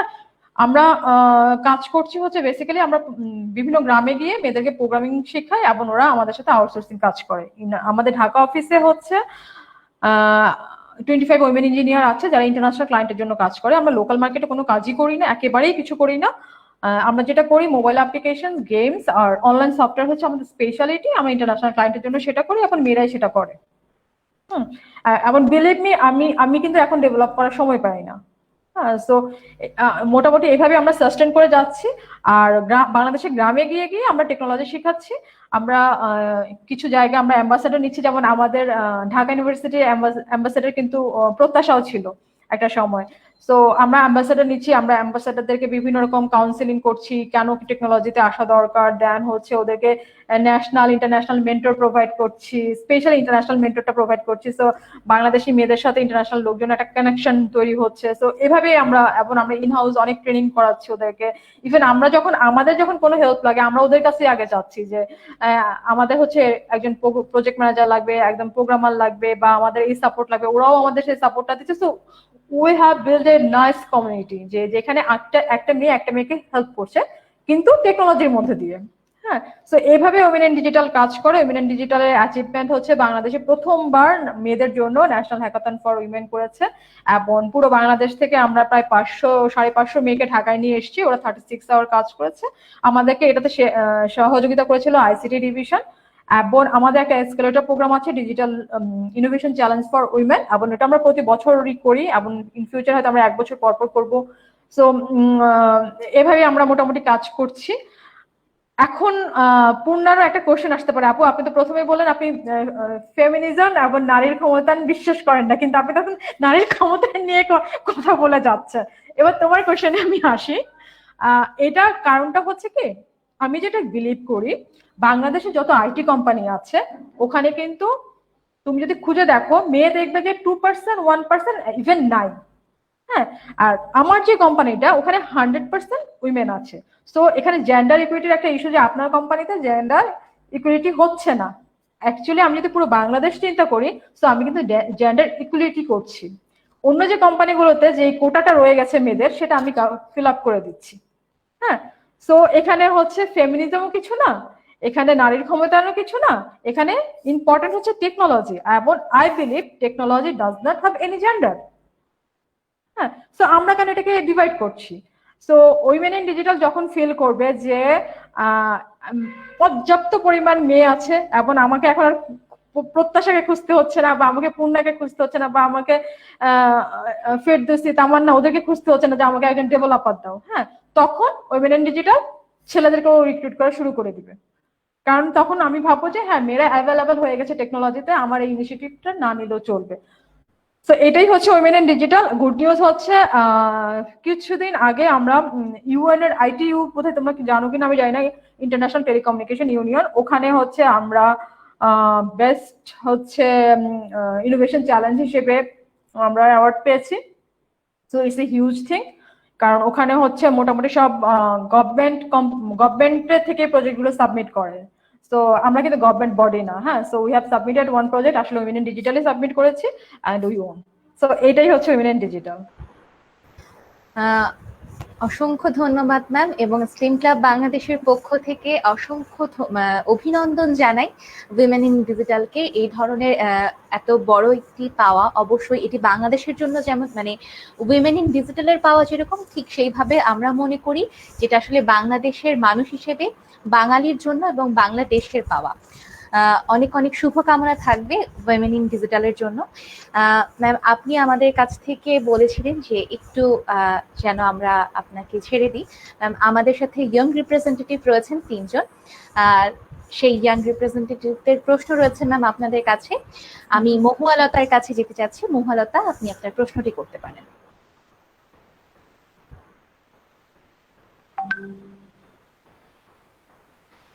মহুয়ালতা, আপনি কি আমাকে শুনতে পাচ্ছেন? জি আপু, আপনাকে শুনতে পাচ্ছি আমি। আপনি কি আমাকে শুনতে পাচ্ছেন? জি আপু, শুনতে পাচ্ছি। আপনি আপনার প্রশ্নটি করুন। অসংখ্য ধন্যবাদ। আসসালামু আলাইকুম। আমাকে প্রশ্ন করার সুযোগ করে দেওয়ার জন্য আপুকে অনেক ধন্যবাদ জানাচ্ছি। ম্যাম, আপনার কাছে আমার প্রশ্ন হচ্ছে, আমরা দেখতে পাচ্ছি যে মেয়েরা এখন সব দিক থেকে এগিয়ে আছে। তো আমাদের ভেতর থেকে অনেকের আছে যারা স্টেম, টেকনোলজি, টেকনোলজি আপনার, তারপর হচ্ছে ম্যাথমেটিক্স, এগুলো নিয়ে পড়তে চাচ্ছে না, ইঞ্জিনিয়ারিং এই বিষয়গুলো নিয়ে পড়তে চাচ্ছে না, বা তাদের আগ্রহ খুব কম। তো নারীদের স্টেম এডুকেশনে আগ্রহী করে তুলতে কি কি পদক্ষেপ আমরা গ্রহণ করতে পারি? ধন্যবাদ লতা। আমি তোমাকে আমার ছোটবেলার একটা গল্প বলি। হ্যাঁ, আমি ছোটবেলায় মানুষ বলে না যে একটু আমি খুব লক্ষ্মী টাইপের একটা বাচ্চা ছিলাম আর কি, আমার আব্বু আমার ফার্স্ট চাইল্ড। কিন্তু আমি ছিলাম মিচকা শয়তান। হ্যাঁ, মিচকা শয়তান বলতে আমি খুব একটা দুষ্টামি করতাম, এবং এটা এমন একটা দুষ্টামি হতো যেটার জন্য হচ্ছে পানিশমেন্ট দেওয়াটা একদম ফরজ আর কি, আমাকে বুঝানো যাবে না। তো কোনো একটা জিনিস এমনই ডিজাস্টার আমি করতাম, বাট আমি একটা লুকিয়ে চুকিয়ে করতাম আর কি, যেন মানে আব্বু আম্মু বা দাদি দাদা সব, আমরা যৌথ ফ্যামিলিতে ছিলাম, সবার কাছে গুড গার্ল আমাকে থাকতে হবে। তো এনিহাও কমপ্লেন কিন্তু বাসায় আসতো। হ্যাঁ, এবং কমপ্লেনের জন্য যেটা হতো, আম্মু আমাকে মারতো, কিন্তু আব্বু কখনোই আমাকে মারতো না। হ্যাঁ, সে আমাকে অঙ্ক করতে দিত। সে অঙ্ক বানাতো, যোগ বিয়োগ, ছোটবেলা থেকে যোগ বিয়োগ, এবং একটু বড় হওয়ার পরে সরল অঙ্ক। হ্যাঁ, তো একটা বাচ্চা যখন ওই ছোটবেলা থেকেই যোগ বিয়োগ অঙ্ক শিখে আসছে, হ্যাঁ, একটা পানিশমেন্ট হিসেবে, তখন কিন্তু সেটার পানিশমেন্ট থাকছে না, অঙ্কর প্রতি একটা মজা বা একটা অন্যরকম ভালোবাসা চলে আসছে। হ্যাঁ, তো এইটা হচ্ছে আমি যে বলবো না, ফ্যামিলি ম্যাটার আসলে। তো আমার কিন্তু বাবা আমার মাথায় ঢুকিয়ে দিয়েছে যে এখানে কিন্তু কোনো জেন্ডার কিন্তু কিছু না, বা আমার, আমি জানি না আমার বাবার থিঙ্কিং কি ছিল। সে কিন্তু আমাকে ছোটবেলা থেকে ম্যাথমেটিক্সই শিখিয়েছে। এবং আরেকটা ব্যাপার হচ্ছে, আমার কিন্তু কোনো টিচার ছিল না, কারণ হচ্ছে যে টিচার আমাকে পড়াতে আসতো আমি তাকে মারতাম। তো কোনো টিচার আমাকে পড়াতে আসতো না, মানে খুব ছোটবেলা আমি খামচি মারতাম। ইভেন অনেক ভাইয়ারা আমাকে এখনো দেখে, এগুলো সব তোর নখের দাগ, মানে আমি মারতাম তো টিচারদেরকে। তো ওইটা ছিল আরেকটা প্রবলেম। দ্যাটস আমার বাবাকেই আমার মাকেই আমাকে পড়াতে হতো আর কি। তো যেটা হয়েছে যে ওই এডুকেশনটা না, যেটা পানিশমেন্ট বলো, যেটা বাবা মা আমাকে দিয়েছে, হ্যাঁ, সেটা আমার জন্য না মানে আশীর্বাদ হয়ে আছে। কারণ হচ্ছে এখন আমরা যেটা দেখি না, আমাদের বাবা, এখনকার বাবারা খুব উদাসীন, বাচ্চাদেরকে ধরে ডিভাইস দিয়ে দিচ্ছে বা অনেক কিছু। আমি আমার বাসায় দেখছি বা আমার অন্যান্য কাজিনদেরকে দেখছি। তো আমি যেভাবে বড় হয়েছি ওরা কিন্তু ভাবে হয়নি। তো যেটা ছোটবেলা থেকে যদি ওই শিক্ষাটা দেওয়া যায়, I think it doesn't matter যে আমি স্ট্রিম, আমি টেকনোলজি নিয়ে পড়ছি না আমি অন্য কোনো কিছু নিয়ে পড়ছি। তো বা মেয়েরা টেকনোলজি পড়তে পারে না। হ্যাঁ, তো আমার মনে হয় যে ছোটবেলা থেকে একটু শুরু করে দেওয়া উচিত। সেটা পানিশমেন্টের ছলে হতে পারে বা অন্য কোনো ভাবে হতে পারে। লতা, আমি অসংখ্য মনে হয় ধন্যবাদ। দিতে পেরেছি তোমার, আমি কি তোমার কোশ্চেনে আনসার দিতে পেরেছি? হ্যাঁ, নিশ্চয়ই ম্যাম। অনেক ধন্যবাদ আপনাকে। Thank you. অসংখ্য ধন্যবাদ আসিয়া নীলা ম্যাম আপনাকে, আমাদেরকে সময় দিয়েছেন আপনি আপনার মূল্যবান সময় থেকে এবং কর্মব্যস্ত জীবন থেকে আপনি স্টেম ক্লাব বাংলাদেশের জন্য, এবং যে সময়টি বের করেছেন এবং এত সুন্দরভাবে যে সময়টা দিয়েছেন ম্যাম, আমরা অনেক গুরুত্বপূর্ণ কিছু বিষয় সম্পর্কে জানলাম। আশা করছি যারা ফেসবুক লাইভের মাধ্যমে আমাদেরকে দেখছেন তারাও আসলে উপকৃত হবেন, এবং এখানে যারা আমাদের ইয়াং রিপ্রেজেন্টেটিভ যারা রয়েছেন তারাও আসলে নতুন অনেক বিষয় সম্পর্কে যেমন জানতে পারলো, এবং কিছু কিছু বিষয় সম্পর্কে আমি বিশ্বাস করি যে তাদের আসলে যে ধারণাগুলো ছিল ভুল ধারণা বা ঠিক ধারণা, সেই ধারণাগুলো আরো বেশি অনেক পরিষ্কার হয়েছে বলে আমি বিশ্বাস করি। অসংখ্য ধন্যবাদ ম্যাম আপনাকে আমাদেরকে সময় দেওয়ার জন্য। ধন্যবাদ পূর্ণা তোমাকে, আর ধন্যবাদ স্ট্রিম ক্লাবকে আমাকে ইনভাইট করার জন্য। আমি আন্তরিকভাবে দুঃখিত, আমার নিজেরই খুব ভালো লাগছে এখন কিন্তু আমার আসলে আমার আরেকটা মানে জাস্ট ওই যে অ্যাওয়ার্ডটা পেয়েছে ওদেরই একটা সেশন আছে 9টা থেকে, তো আমি এই জন্য থাকতে পারছি না। ইনশাল্লাহ ইন ফিউচার কোনো একটা দিন আমি এটা পুষিয়ে দিব। আমার এক্সট্রিমলি সরি এবং সবাইকে অনেক অনেক ধন্যবাদ। আবার দেখা হবে। অসংখ্য আল্লাহ ধন্যবাদ হাফেজ। ম্যাম, ভালো থাকবেন। আল্লাহ। আল্লাহ হাফেজ। আমরা আমাদের প্যানেল ডিসকাশনটি চলতে থাকবে। আমাদের সাথে প্রত্যাশা সাহা ম্যাম এবং আলিয়া শাহনাজ ম্যাম রয়েছেন। এবারে আবারও আলিয়া শাহনাজ ম্যামের কাছে ফিরতে চাই। আসলে কথাগুলো শুনতে খুব ভালো লাগছে, কারণ সামনে এমন এমন মানুষকে দেখছি যাদেরকে দেখে আসলে আমি বিশ্বাস করি আমার মতো যারা ইয়াং রিপ্রেজেন্টেটিভ রয়েছেন আমার সাথে, তাদেরও আসলে নতুন কিছু করার ইচ্ছেটা জাগছে এবং নারীরাও আসলে যে পারে সেটা আসলে আপনারাই প্রমাণ করেছেন। আলিয়া শাহনাজ ম্যাম, আপনার কাছে আবারও ফিরতে চাই। ম্যাম, আপনি ভিএমওয়্যারে আছেন, আপনি যদি আমাদের উদ্দেশ্যে যারা ইয়াং রিপ্রেজেন্টেটিভ রয়েছেন এবং আমাদেরকে ফেসবুক লাইভের মাধ্যমে যারা দেখছে তাদের উদ্দেশ্যে আপনার ভিএমওয়্যারের জার্নিটা যদি শেয়ার করতেন। থ্যাংক ইউ, আবারও একটা ভালো প্রশ্ন। এই জার্নিটা আসলে লম্বা। আমি ভিএমওয়্যারে জয়েন করেছি বেশি দিন হয়নি, আমি জয়েন করেছি এপ্রিলে, এবং জয়েন করার সিচুয়েশনটা আপনারা জানেন যে মার্চ থেকেই আমাদের একটা লকডাউন সিচুয়েশন ছিল, আর ওই সময়ের মধ্যে আমার জয়েনিংটা ছিল। সো সত্যি কথা বলতে টেকনোলজিকে যে কতটুকু আপন করে নিতে হয়েছে আমার এই নতুন জবের মধ্যেই আমি বুঝেছি। বিকজ টিল নাও আমার এতগুলা মাস হয়েছে, আমাদের কিন্তু এখনো ওয়ার্ক ফ্রম হোম চলছে, এবং আমি এই পর্যন্ত আমার অফিস দেখতে কিরকম ওটা দেখি নেই, মানে প্রায় 6-7 মাস হয়ে যাচ্ছে।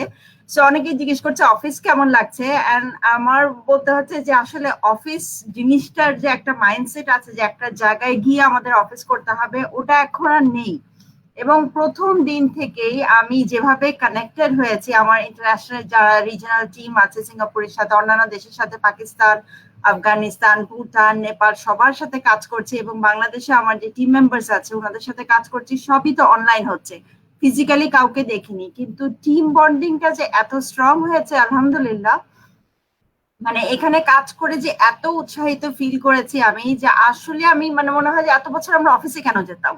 মানে I am being able to do everything from home, আমি বাসায় সময় দিচ্ছি, রান্নাও করতে পারছি, ছেলেকে সময় দিচ্ছি, আর সবচেয়ে বড় ব্যাপার যে আমি আমার কাজকে 100% দিতে পারছি। সো এই যে একটা ফ্রিডম, আমার কাছে মনে হয় যে লকডাউনের মধ্যে আমি যে স্বাধীনতা ফিল করেছি ওটা কিন্তু এত বছর করিনি। বিকজ একটা টাইমে যেতে হতো, রাস্তায় 2 ঘন্টা থাকতে হতো, ট্রাফিক জ্যাম ফেস করতে হতো, তারপরে অফিসে গিয়ে ওই মানসিকতা আনতে হতো, ফুল এনার্জি নিয়ে কাজ শুরু করতে হতো সকাল 9টা থেকে, যেটা আমি এখন ধরেন বাসায় বসে 7টা থেকে আমি কাজ শুরু করি with a fresh mind. And again আমার ওই যে ফ্রিডমটা, যে অনলাইন হলে আমি ইন অফিস, এই যে একটা ফ্রিডম, এটা যখনই আজকে মানে যারা এখনো ওই মাইন্ডসেট নিয়ে আছেন যে আমাদের টেকনোলজি মানেই হচ্ছে আমাদের হাইফাই কোন একটা জায়গায় যেতে হবে যেখানে কানেক্টিভিটি অথবা কোন একটা খুব ভালো ডিভাইস দরকার, অথবা আমাদের অনেক হার্ডওয়্যার ইকুইপমেন্ট দরকার, ভিএমওয়্যার কিন্তু এই ধারণাটা একেবারে ভুল প্রমাণিত করেছে। ভার্চুয়ালাইজেশন নিয়ে ভিএমওয়্যার কাজ করছে, এবং এটা খুব ভালোভাবে মানে সবাইকে হেল্প করছে, আমাদের বাংলাদেশের অর্গানাইজেশন গুলাকে হেল্প করছে, যে অ্যাকচুয়ালি হার্ডওয়্যার থেকে সরে এসে সফটওয়্যারের মাধ্যমে আমরা অনেক ভালোভাবে 100% ক্যাপাসিটি নিয়ে আমাদের অর্গানাইজেশনকে একটা নেক্সট লেভেলে নিয়ে যেতে পারি। সো সেক্ষেত্রে আমি সত্যি হ্যাপি যে এরকম একটা অর্গানাইজেশনের সাথে আছি যেখানে আমার মাইন্ডসেট এবং অর্গানাইজেশনের টার্গেট একই সাথে কাজ করছে। সো এটা ছিল ভিএমওয়্যারের জার্নি। ভিএমওয়্যারের আগে আমি 8 বছর মাইক্রোসফটে ছিলাম, সেখানেও আমি অনেক ভালো এনজয় করেছি এবং টেকনোলজি নিয়ে আমি অনেক কিছু শিখেছি, নতুন নতুন অনেক কিছু শিখেছি। তার আগে আমি অবশ্য দেশের বাইরে ছিলাম, কিন্তু ওই টাইমটায় আমি সবচেয়ে বেশি ডিসকানেক্টেড ছিলাম, যেহেতু টেকনোলজি এতটা আগায় নাই। আমি দেশ ছেড়ে চলে গিয়েছিলাম 97-এ, তখন একটা ভিডিও কল করা বা আম্মু আব্বুকে দেখবো বা বোনদেরকে আমার বাসা দেখাবো আমি কোথায় থাকি কি খাচ্ছে, এগুলো আমার কাছে স্বপ্নের মতো মনে হতো। সো এগুলা যে অ্যাকচুয়ালি এমন একটা সময় এত ইজি হয়ে যাবে, যে আমার এখন আমার বোনের ছেলে, হিজ 5 years old, ও যখনই আমি কল করি বলে ভিডিও কল দাও, তুমি কেন ফোনে ফোন দিচ্ছ, ভিডিও কল দাও, হোয়াটসঅ্যাপে কল দাও।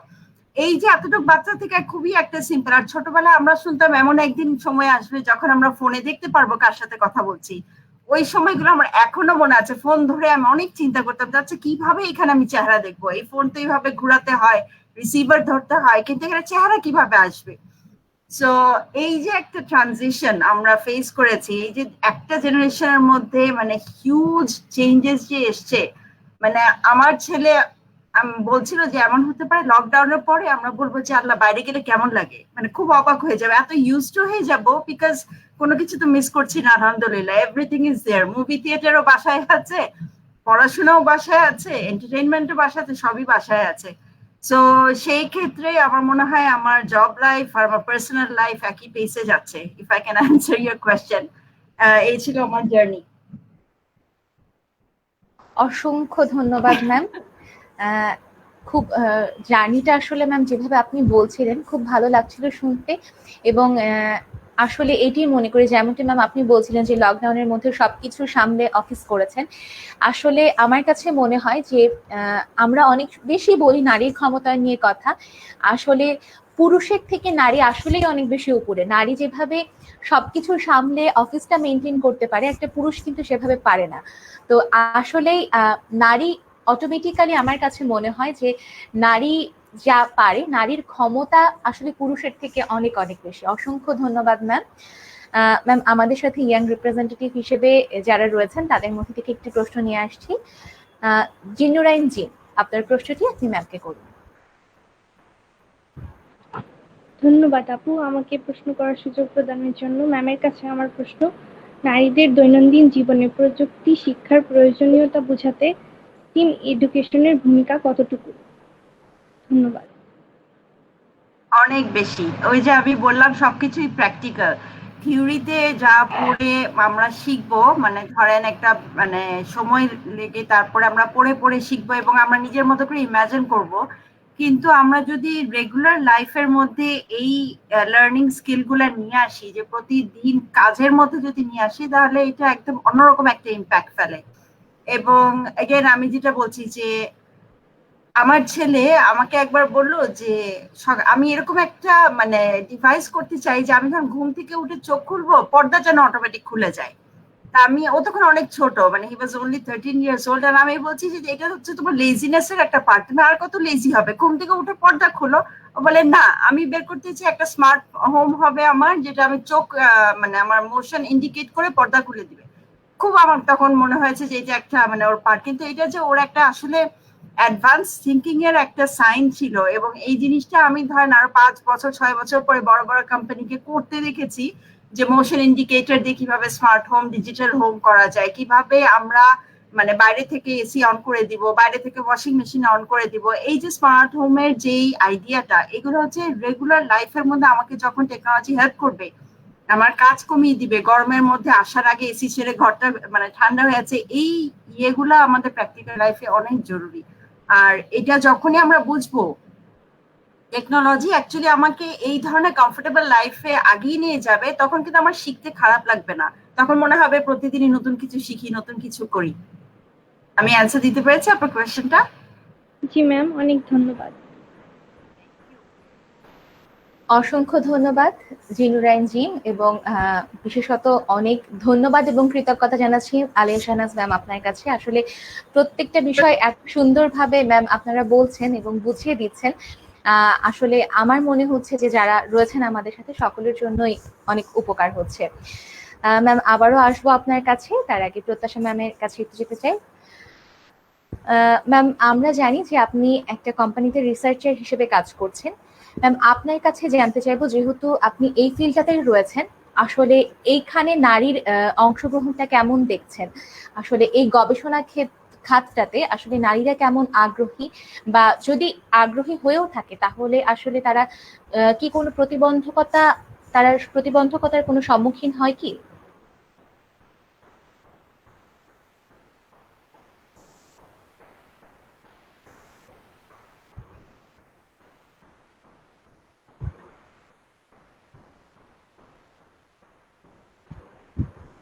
প্রত্যাশা সাহা ম্যাম, আপনি কি আমাকে শুনতে পাচ্ছেন?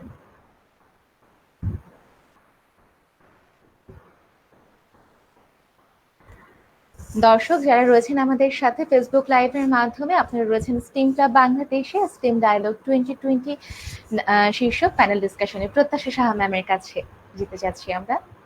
ম্যাম আপনি কি আমাকে শুনতে পাচ্ছেন?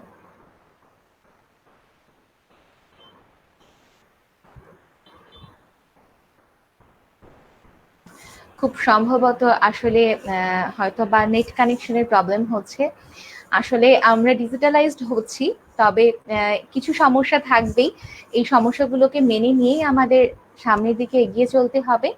এবং আসলে যখন আমরা একটা নতুন প্রযুক্তি ভাবে আসলে প্রযুক্তির সাথে নিজেদেরকে খাপ খাইয়ে নিচ্ছি, প্রত্যাশা সহ ম্যাম। জি ম্যাম, আমি আপনাকে শুনতে পাচ্ছি।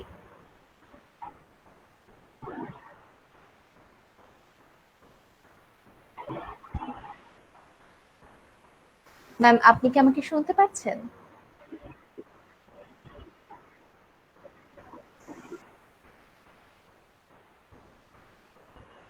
হ্যাঁ হ্যাঁ, থ্যাংক ইউ। আমার এখানে মনে হয় একটু প্রবলেম হচ্ছিল। জি ম্যাম, আপনি কি প্রশ্নটি শুনতে পেরেছেন? হ্যাঁ, এখন শুনতে পাচ্ছি। জি ম্যাম। ম্যাম, আপনি কি প্রশ্নটি শুনতে পেরেছেন, নাকি আমি আবার বলবো?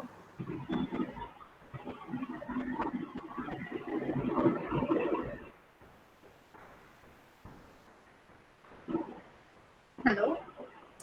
জি ম্যাম।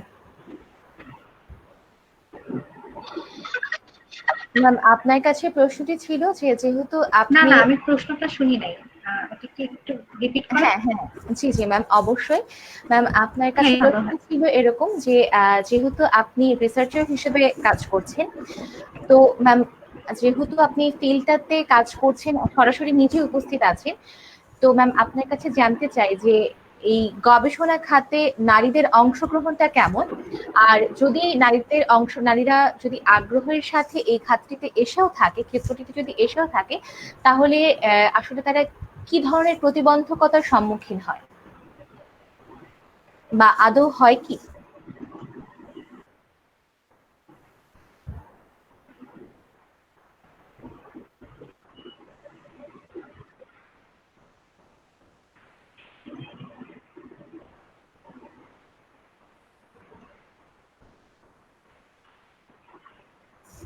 ম্যাম, আপনি কি আমাকে শুনতে পাচ্ছেন?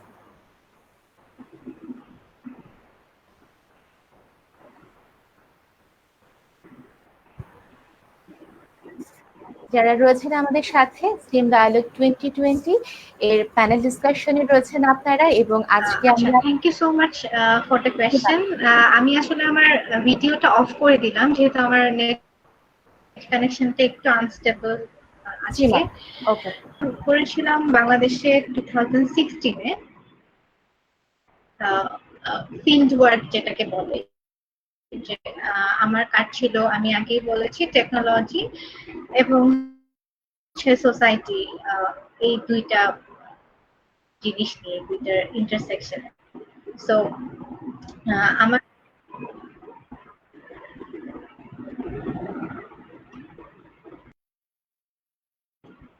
আমার কথা কি শোনা যাচ্ছে? জি ম্যাম, আপনার কথা শোনা যাচ্ছে।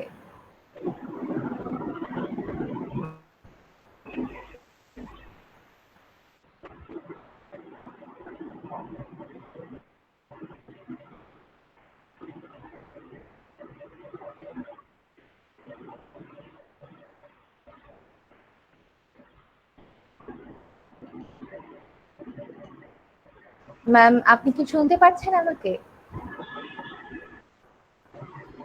আচ্ছা, তো যখন হচ্ছে আমি কাজ শুরু করলাম, আমার অ্যাকচুয়ালি মেইন কনসার্ন ছিল মার্জিনালাইজড পপুলেশনদের নিয়ে কাজ করা বাংলাদেশে।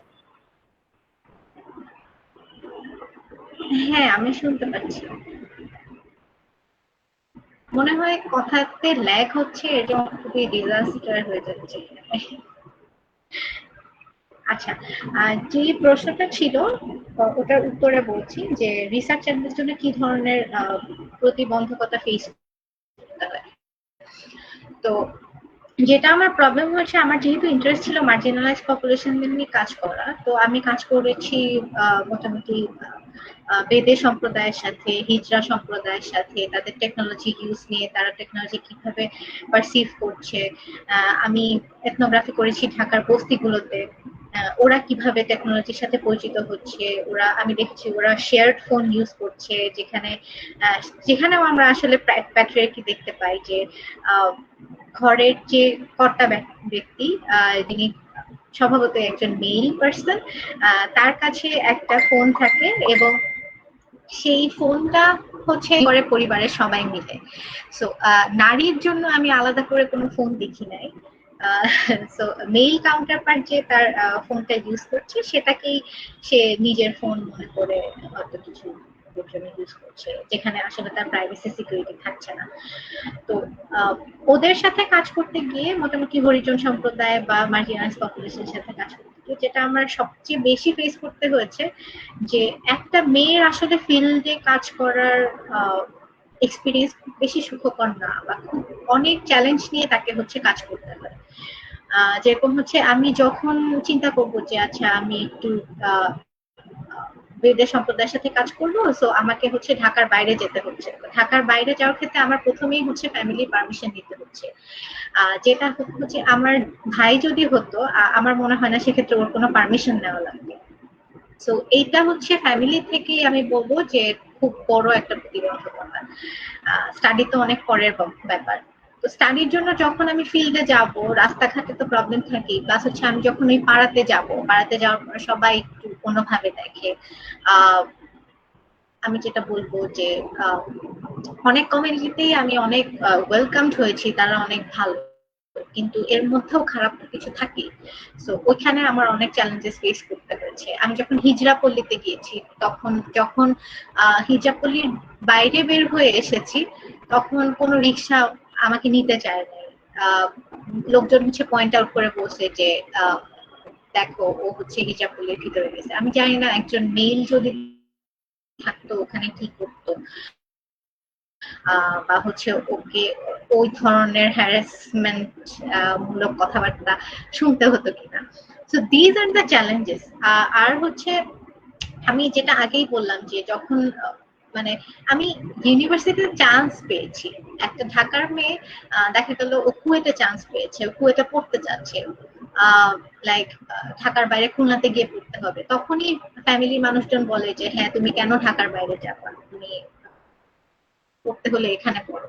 তো সেই ক্ষেত্রে দেখা যায় যে মেয়েটার যেটা স্বপ্ন ছিল, হয়তো মেয়েটার ইঞ্জিনিয়ারিং পড়ার স্বপ্ন ছিল, সেটা ফেলে দিয়ে সে ঢাকার কোনো একটা সাবজেক্টে ভর্তি হয়ে যাচ্ছে। সেটা হতে পারে বিজনেসের সাবজেক্ট, বা যেটাতে অ্যাকচুয়ালি তার আগ্রহ নেই। অথবা কেউ একজন বিজনেস নিয়ে পড়তে যাচ্ছে, তাকে ঢাকার বাইরে যেতে হবে, হয়তো সে এখানে ইঞ্জিনিয়ারিং করছে। তো এই জিনিসগুলো হয়, যেটা অ্যাকচুয়ালি ছেলেদের ক্ষেত্রে হবে না। আন্ডারগ্রাডে বাইরে যাওয়ার ক্ষেত্রে আমি বলবো যে সেখানে আরো অনেক বেশি প্রবলেম। মানুষের একটা ধারণাই থাকে যে মেয়েকে বিয়ে দেওয়ার পরে তারপরে হচ্ছে মেল কাউন্টার পার্টের সাথে সে হচ্ছে বাইরে যাবে। So that's not a good idea. মেয়েদের আসলে সেলফ ইন্ডিপেন্ডেন্ট হতে হলে এডুকেশন সাথে সাথে ফ্রিডমটা অনেক বেশি জরুরি, নিজের মতো চলতে পারা অনেক বেশি জরুরি। পড়াশোনা শেষ হওয়ার আগেই বিয়ে করে তারপর যদি তাকে সবকিছু সহ্য করে তারপরে তাকে পড়াশোনা অগ্রসর হতে হয়, সেটা আসলে খুব খুব প্রবলেম। সো এই জিনিসগুলো আমি ফিল্ডে কাজ করার ফলে আমি সোশিও ইকোনমিক্যালি লাইক লো এডুকেটেড পিপলেরও মেন্টালিটি দেখেছি, প্লাস একটা শহরের ইকোসিস্টেমে বড় হওয়ার কারণে এখানের পিপলেরও মেন্টালিটি দেখেছি। খুব একটা বেশি ডিফারেন্স নাই আসলে মেয়েদেরকে দেখার যে দৃষ্টিভঙ্গি, সেটার খুব বেশি পার্থক্য আমি দেখি নাই। তো আমি যেটা বললাম যে আসলে মূল্যবোধের জায়গাটা এখানে ঠিক করতে হবে। আমরা যদি আসলে সেফটি এনশিওর করতে পারি সোসাইটিতে, আমার মনে হয় সেই ক্ষেত্রে আমাদের মূল্যবোধের জায়গাটা আরেকটু শক্ত হতে পারে। যেরকম হচ্ছে এখনকার গার্জিয়ানরা মেয়েদের সেফটি নিয়ে অনেক বেশি চিন্তিত থাকে। সো ওই জায়গাটাতে আমরা যদি একটা সিকিউরড একটা প্লেস দিতে পারি, আই থিঙ্ক ওখানে একটা ইমপ্রুভমেন্ট সম্ভব। এছাড়া আমি বলবো as a researcher or like being in stem or I think any field, মেয়ে হিসেবে কাজ করা একটা খুব খুব বড় চ্যালেঞ্জ। আর অফিসে যদি জয়েন করা হয় সেক্ষেত্রে তো বাসা সামলে তারপর অফিসে যেতে হয়, তারপর দেখা যায় রাত করা যায় না, সন্ধ্যার আগে বাসায় ফিরতে হয়। সো দ্যাটস সো স্টেরিওটিপিক্যাল আর কি। এটা খুবই কমন। আমার মনে হয় যে কোনো মেয়েকে জিজ্ঞাসা করলে ওর লাইফ স্টোরি এইসব কথাই বলবে। সো এর মধ্যে থেকে বের হয়ে রিসার্চ করা, ফিল্ড স্টাডিতে যাওয়া, দ্যাটস মোর ডিফিকাল্ট। সো এটাই আমার অবজারভেশন সো ফার। অসংখ্য ধন্যবাদ ম্যাম। আমরাও আসলে প্রত্যাশা রাখি যে নারী হিসেবে নয়, আসলে মানুষ হিসেবে আমাদের যে মৌলিক অধিকারগুলো রয়েছে, অর্থাৎ এই যে আমার কাজ করার বা আমি যেন যেই ক্ষেত্রটাতে আমি কাজ করি না কেন সেই ক্ষেত্রটাতে আমি যেন সম্মানের সাথে কাজ করতে পারি, সেটা যেই হোক না কেন, নারী পুরুষ উভয়, এই সম্মানটা যেন আমার সোসাইটি আমাকে দেয় বা আমাদের সোসাইটির ওই যে নৈতিকতার জায়গাটি বলছিলাম বা মূল্যবোধের জায়গাটি বলছিলাম, এই মূল্যবোধটা যদি আসলে দৃঢ় হয় বা নৈতিকতার জায়গাটা যদি আরেকটু উন্নত হয়, তাহলেই আসলে এই বাধাগুলো অতিক্রম করা সম্ভব বলে আমরা মনে করি। অসংখ্য ধন্যবাদ ম্যাম। ম্যাম আমাদের সাথে ইয়াং রিপ্রেজেন্টেটিভ হিসেবে রয়েছেন তামান্না ফেরদৌস অমি, ইউনাইটেড ইন্টারন্যাশনাল ইউনিভার্সিটি থেকে। আমরা অমির কাছ থেকে প্রশ্নটি শুনব।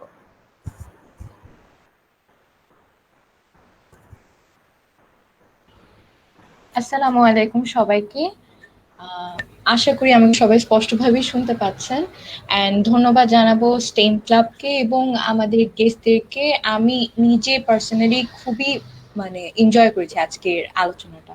তো ম্যাম, আপনার কাছে আমার যে প্রশ্নটি সেটি হচ্ছে, আপনি যে বললেন যে মেয়েরা অনেক কিছু সামলে আসলে এই যে যতটুকুই চাকরি ক্ষেত্রে বা ক্যারিয়ার ফোকাস হওয়া বা নিজে অ্যাডভান্স হওয়া এই ক্ষেত্রে আসলে আগায়, তো সেখানে একটা মেয়ে কিভাবে নিজেকে বা আরেকটি মেয়েকে ওমেন এম্পাওয়ারমেন্টের ব্যাপারটায় উদ্বুদ্ধ করবে?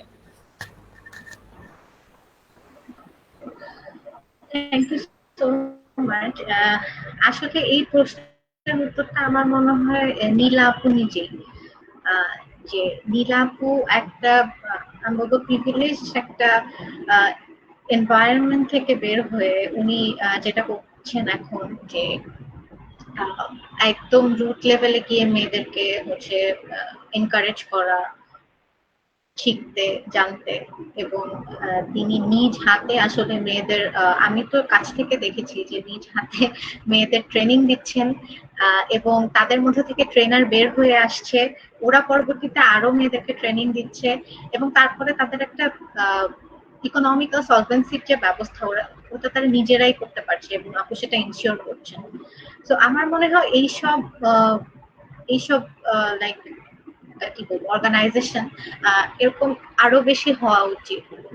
আমরা যতই আসলে নিজেদেরকে ডেভেলপ করি, যে নিজের জন্য অ্যাকচুয়ালি যতটুকু করব তার থেকে আমার মনে হয় বেশি করা উচিত যে আমার কমিউনিটি মেম্বার যারা আছে বা হচ্ছে কমিউনিটি পিপল, তো ওদের জন্য কোনো কিছু করা, কোনো কিছু ইম্প্যাক্ট রাখা। তো আমি যতই পড়াশোনা করি বা ইয়ে করি, আমার মনে হয় যে মেইন গোলটা বা মেইন কাজটা আমার হচ্ছে ইম্প্যাক্ট ক্রিয়েট করা। তো আমার মনে হয় ওই দিকে অনেক বেশি জোর দেওয়া উচিত। আমি যে নলেজটা গেইন করেছি সেটা আমার সবার মধ্যে শেয়ার করে দিতে হবে। সেই ক্ষেত্রে আমি বললাম যে শুধু স্টেম না, লাইক আমি একজন এন্টারপ্রেনার হয়েও আমি কিন্তু সোসাইটিকে এম্পাওয়ার করতে পারি বা উইমেনদের এম্পাওয়ার করতে পারি। So business is as well important. So এখনকার যে উইমেন এন্টারপ্রেনাররা আছেন তারা এই বিষয়টাতে জোর দিতে পারেন যে লার্নিং ফর উইমেন। এই গভর্নমেন্টও এদিকে আরেকটু বেশি জোর দিতে পারে যে এখানে কিভাবে ভালো করা যায়। So that would be my suggestion আর কি, অর পার্সোনাল পার্সপেক্টিভ। এটুকুই। বাকিটা তোমরা অ্যাকচুয়ালি যারা আছো তারা নিজেরা চিন্তা করে করে বের করতে পারবে। এরকম like dialogue, like STEM dialogue I think আরো বেশি হওয়া উচিত, তাহলে অনেক সলিউশন উঠে আসবে। অসংখ্য ধন্যবাদ প্রত্যাশা সাহা ম্যামকে এবং ধন্যবাদ জানাই সেই সাথে তামান্না ফেরদৌসকে। আসলেই ম্যাম এরই ধারাবাহিকতায় যে আমরাও চাই, স্টেম ক্লাব বাংলাদেশ আসলে সবসময় চাই যে এই ধরনের যে সমস্যাগুলো রয়েছে সেই ধরনের সমস্যাগুলোর সমাধান যাতে আমরা করতে পারি বা সমাধানের লক্ষ্যে আমরা যেন কোনো ভূমিকা রাখতে পারি, এবং সেই জন্য আমরা নিয়মিতভাবে STEM club Bangladesh STEM dialogue 2020 শীর্ষক প্যানেল ডিসকাশনের আয়োজন করে যাচ্ছে। অসংখ্য ধন্যবাদ জানাই ম্যাম আপনাকে আবারও। এবার একটু আলিয়া শাহনাজ ম্যামের কাছে যেতে চাই। ম্যাম আপনি কি আমাকে শুনতে পাচ্ছেন? জি ম্যাম, আমরা শুনছিলাম একটু আগে যে আপনি আসলে ভিএমওয়্যারে কাজ করার আগে আপনি মাইক্রোসফটে কাজ করেছেন। তো ম্যাম সেই জায়গা থেকে আপনার কাছে জানতে চাইবো যে মাইক্রোসফটে যখন জয়েন করেছেন সেই জয়েন করাটা ম্যাম আপনার কাছে কতটা চ্যালেঞ্জিং ছিল? খুবই চ্যালেঞ্জিং ছিল, কারণ মাইক্রোসফটে জয়েনিং যখন আমার হয়েছে আমি দেশে ছিলাম না, আমি বেশ কিছু বছর দেশের বাইরে ছিলাম, অলমোস্ট 13 ইয়ার্স। সো এরপরে দেশে ফিরে আসার জন্য আমি অ্যাকচুয়ালি চাচ্ছিলাম যে কোনো একটা ওরকম জব অপরচুনিটি আমি পাই যেটা আমাকে আগ্রহ দিবে ফেরত আসার। সো ওখানে থাকতেই আমি জব সার্চ শুরু করেছি, আলহামদুলিল্লাহ ওখান থেকে আমার এই অপরচুনিটি আসাতে আমার interview everything again over the call হয়েছে, কনফার্ম হয়েছে, তারপর আমি দেশে ফিরে এসেছি এবং আসার পরপরে আমি জয়েন করেছি, which was back in 2013। So তখন থেকে এসে মানে এত বছর বাইরে থেকে আসার পর একটু কালচারাল ডিফারেন্স গুলো একটু ফেস করেছি। প্রথম কিছুদিন একটু আলাদা আলাদা মনে হয়েছে নিজেকে, কিন্তু তারপর খুব তাড়াতাড়ি পুরো টিমের সাথে আমি একসাথে হয়ে গিয়েছি, and everyone over there works as a team. So নিজেকে কখনো মনে হয়নি যে আমি কোনো অর্গানাইজেশনে আছি, আমি ফ্যামিলির সাথেই ছিলাম এবং আমরা একজন আরেকজনকে সবসময় হেল্প সাপোর্ট। কিন্তু মাইক্রোসফটে জয়েন করার আগে ওই যে বললাম যে আমার একটা ভীতি ছিল যে হয়তো আমি ইঞ্জিনিয়ার না, আমি টেকনোলজি অত ভালো করে বুঝতে পারবো কিনা, এবং লাইক সবাই এমন কথা বলছে যেটা আমার মাথার উপর দিয়ে চলে যাচ্ছে, কি করব ওই টেনশন একটু ছিল। কিন্তু ওই যে বললাম যে আমার সিনিয়র লিডার ছিলেন এবং সোনিয়া আপা ছিলেন, সোনিয়া আপা একজন আইকন ওমেনের দিক থেকে, আপনি মনে করেন টেকনোলজিকে উনি অনেক দূর এগিয়ে নিয়ে গিয়েছেন বাংলাদেশে। উনি আমার জন্য অনেক বড় একজন বিজনেস আইকন, যে ওনার থেকে আমি অনেক কিছু শিখেছি। প্লাস আমার মাইক্রোসফটে আরো যারা টিম মেম্বার ছিলেন সবসময় সবাই খুবই হেল্পফুল ছিলেন, যার জন্য আমার এই কনফিডেন্সটা গ্রো করেছে যে হ্যাঁ আমি টেকনোলজি নিয়েও শিখতে পারি। আর সবচেয়ে বড় ব্যাপার হচ্ছে যে প্রতিদিনই কিন্তু একটা লার্নিং সেশন ছিল, মানে ইটস নট লাইক যে আমি গ্রাজুয়েশন করে এসেছি বা আমার পড়াশোনা শেষ এখন শুধু কাজ করব, it's not like that. Every day যদি আমি লার্নিং এর জন্য কিছু সময় স্পেন্ড না করতাম, নতুন কিছু না শেখার জন্য সময় না দিতাম, আমি কিন্তু পিছিয়ে যেতাম। সো এই যে কন্টিনিউয়াস একটা লার্নিং জার্নি, এডুকেশন যে কোনো শেষ নাই এবং সবাই একই পেসের মধ্যে, আমাদের বাই ডিফল্ট ট্রেনিং ছিল যেগুলো আমাদেরকে ম্যান্ডেটরি করতেই হতো, এবং এখনো ভিএমওয়্যারে আমাদের ট্রেনিং আছে যেটা করতে হচ্ছে, এবং সেটা বারবার রিমাইন্ড করছে যে there is no end to education, শেখার কোনো শেষ নাই। সো সেই ক্ষেত্রে আলহামদুলিল্লাহ অনেক দূর এগিয়েছে, এবং আমি সবাইকে এটা অনুরোধ করব, আমাদের ইয়াং জেনারেশনকে অনুরোধ করব যে মাইন্ডসেটটা তৈরি করতে হবে যে school, college, university does not mean end of education, it's only the beginning. Work লাইফে আসার পর আরো শিখতে হবে, পড়াশোনা করতে হবে, লিটারালি বই থেকে পড়াশোনা করতে হবে। সো এই যে জার্নিটা এবং একজনকে দেখে আরেকজনের সাহস পাওয়া, যেরকম আমি আমার টিম মেম্বারদের থেকে সাহস পেয়েছি, এবং আশা করি যে আমার ইয়াং জেনারেশনও সাহস পাবে যে উনি পারলে আমিও পারবো, এখানে না পারার কোনো কিছু নাই, it's only the first step. আর একবার যখন এই ভিতরে আগ্রহটা তৈরি হয়ে যাবে যে আমি নতুন কিছু শিখে কোনো কিছু একটা অ্যাকমপ্লিশ করলাম, এটাই হচ্ছে স্টেম এর অ্যাকচুয়ালি মেইন আইডিয়া, যে শুধু শিখা না, ওটাকে অ্যাপ্লাই করে নিজের কোনো একটা কাজের জন্য ইজি করা, কোনো কিছু একটা ইনভেন্ট করা বা ইনোভেট করা, এগুলাই হচ্ছে আসলে আমাদের এনকারেজিং বা মোটিভেশনের বেসিক পয়েন্ট। সো সেক্ষেত্রে আমি মনে করি যে সবাই মানে চেষ্টা করুক যেন প্রতিদিন আমরা নতুন কিছু শিখি এবং ওই শিক্ষাটাকে আমরা অ্যাপ্লাই করি আমাদের রেগুলার লাইফে। Thank you. অসংখ্য ধন্যবাদ ম্যাম আপনাকে। আসলে আপনার জার্নিগুলো যখন শুনছিলাম, ম্যাম প্রত্যেকবারই বলছে আসলে কথাগুলো শুনতে খুব ভালো লাগছে, এবং আমাদের যাদের সাথে যারা ইয়াং রিপ্রেজেন্টেটিভ রয়েছেন তারাও বলেছেন যে তাদের আসলে খুব ভালো লেগেছে। এবং আমি মনে করি যে আসলে যারা দেখেছেন, নারী পুরুষ উভয়ই, যদি একজন বাবা দেখে থাকেন, তিনি আসলে তার মেয়ের জন্য অনুপ্রাণিত হয়েছেন, বা তার আসলে বাবা হিসেবে মেয়ের জন্য কি করা উচিত সেই জায়গা থেকে আশা করি যে তারা অনুপ্রাণিত হয়েছেন। এবং আমরা আসলে অনেক বেশি অনুপ্রাণিত হয়েছি যে আমরা কিভাবে স্বাবলম্বী হতে পারি বা নিজেদেরকে আসলে কোন জায়গাটাতে নিয়ে যেতে পারি। মেয়েরা অনেক বড় বড় স্বপ্ন দেখুক, এবং সেই স্বপ্নগুলো জয়ের লক্ষ্যে কাজ করে যাক, এটি আমরা প্রত্যাশা করি। অসংখ্য ধন্যবাদ ম্যাম আপনাকে। প্রত্যাশা সাহা ম্যামের কাছে আবারও যেতে চাই। আমরা আবার আলিয়া শাহনাজ ম্যামের কাছেও আসবো একই প্রশ্নটি নিয়ে। আমরা প্রায় শেষের দিকে চলে এসেছি আমাদের আয়োজনে। প্রত্যাশা সাহা ম্যাম, আপনার কাছে যেটি জানতে চাই যে যেহেতু টেকনিক্যাল রিলেটেড সাবজেক্টে পড়েছেন, আসলে আপনার এই জায়গা থেকে অনুপ্রেরণাটা কিভাবে কাজ করেছিল, বা কোন জায়গা থেকে বা কি ভেবে আসলে এই বিষয়টি নিয়ে পড়েছেন?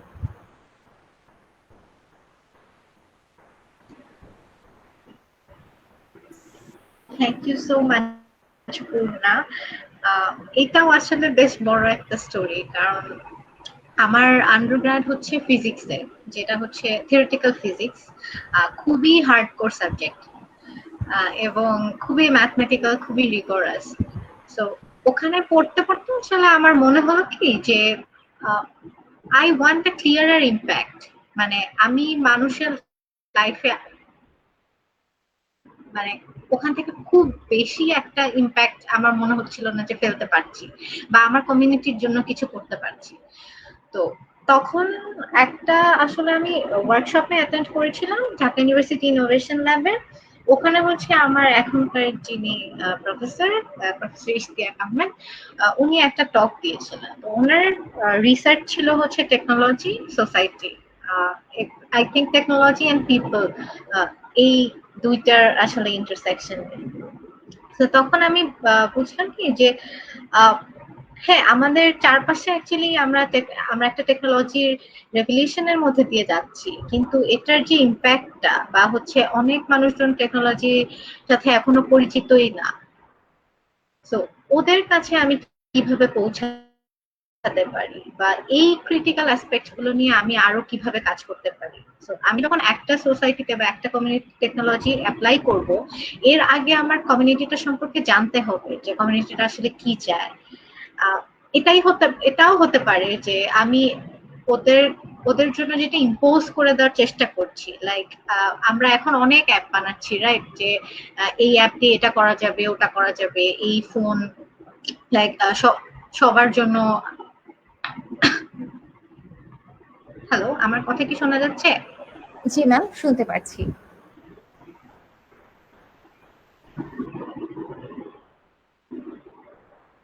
আচ্ছা, ঠিক আছে। আচ্ছা, সো আমরা অ্যাপ বানাচ্ছি সবার জন্য, টেকনোলজিকে অনেক বেশি সহজলভ্য করার চেষ্টা করছি, সবার জন্য পার্সোনালাইজড এক্সপেরিয়েন্স দেওয়ার চেষ্টা করছি। এআই, মেশিন লার্নিং, অনেক অনেক বাজওয়ার্ড এখন, আইওটি। কিন্তু আমরা যেটা হচ্ছে যে আমরা আসলে এই টেকনোলজি গুলো সোসাইটাল অ্যাসপেক্ট নিয়ে চিন্তা করে ওগুলো ওদের উপর অ্যাপ্লাই করছি না। যেরকম পার্সোনালাইজ এক্সপিরিয়েন্স যদি আমি দিতে চাই কোনো একজন ইউজারকে, তো আমার অ্যাকচুয়ালি এনশিওর করতে হবে যে তারা প্রত্যেকে পার্সোনালি টেকনোলজি ইউজার। কিন্তু আমরা আমাদের স্টাডিতে যেটা দেখেছি যে বাংলাদেশে এখনো অনেক অনেক মানুষ ওদের অ্যাকচুয়ালি পার্সোনালাইজ কোনো টেকনোলজি এক্সপিরিয়েন্স নাই। ওরা শেয়ার্ড ফোন ইউজ করে। ওরা যদি শেয়ার্ড ফোন ইউজ করে, তো সেক্ষেত্রে ওদের ইকোসিস্টেমে গিয়ে আমাদের ডিজাইন সাজেস্ট করতে হবে। সো টেকনোলজিক্যাল ডিজাইন গুলো কেমন হবে সেটা মানে হোলি ডিপেন্ড করে যে একটা কমিউনিটি কিরকম, একটা সোসাইটি কিরকম সেটার উপরে। সো ওই জিনিসগুলো নিয়ে আমার ক্রিটিক্যালি চিন্তা করতে একটু ইচ্ছা করলো। আমার মনে হলো যে এখানে আমি আরো ভালো কন্ট্রিবিউশন করতে পারবো, এবং এটা পিপলের জন্য আরো অনেক বেশি কি বলবো সময় উপযোগী, আমাদের বাংলাদেশের জন্য আরো বেশি, কারণ আমরা একটা টেকনোলজি ডিজিটাল এরার মধ্যে অ্যাকচুয়ালি আমরা প্রবেশ করতে যাচ্ছি। তো সেই থেকেই আসলে আমার এরকম টেকনোলজি আর সোসাইটি ইন্টারসেকশন ফিল্ডে আসা, এবং তারপরে প্রাইভেসি সিকিউরিটি নিয়ে কাজ করা। যে আমাদের আসলে যেটা বলবো যে বাংলাদেশে বাংলায় প্রাইভেসির কোনো ভালো শব্দ আছে কিনা আমরা জানি না। সো প্রাইভেসি আমাদের জন্য খুবই নতুন একটা কনসেপ্ট।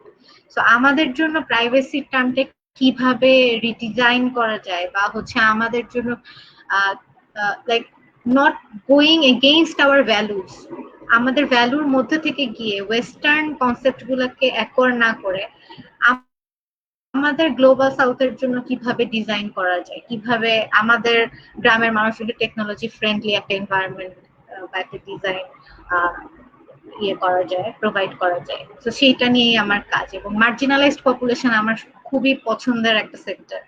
আমি সবসময় মার্জিনালাইজড পপুলেশন নিয়ে কাজ করতে চাই। আমি যে প্রিভিয়াস সোসাইটি থেকে আসছি এটার বাইরেও আসলে অনেক বড় একটা জগৎ আছে, যেটা হচ্ছে আমরা ফিল্ড স্টাডি থেকে দেখছি। আমি চিন্তাও করতে পারি না যে ডিজিটাল লার্নিং নিয়ে বা হচ্ছে লার্নিং অ্যাপ নিয়ে যখন আমরা কাজ করতেছি, তখন অ্যাকচুয়ালি বাংলাদেশের অনেক গ্রামে এখনো ব্রডব্যান্ড কানেকশন নাই।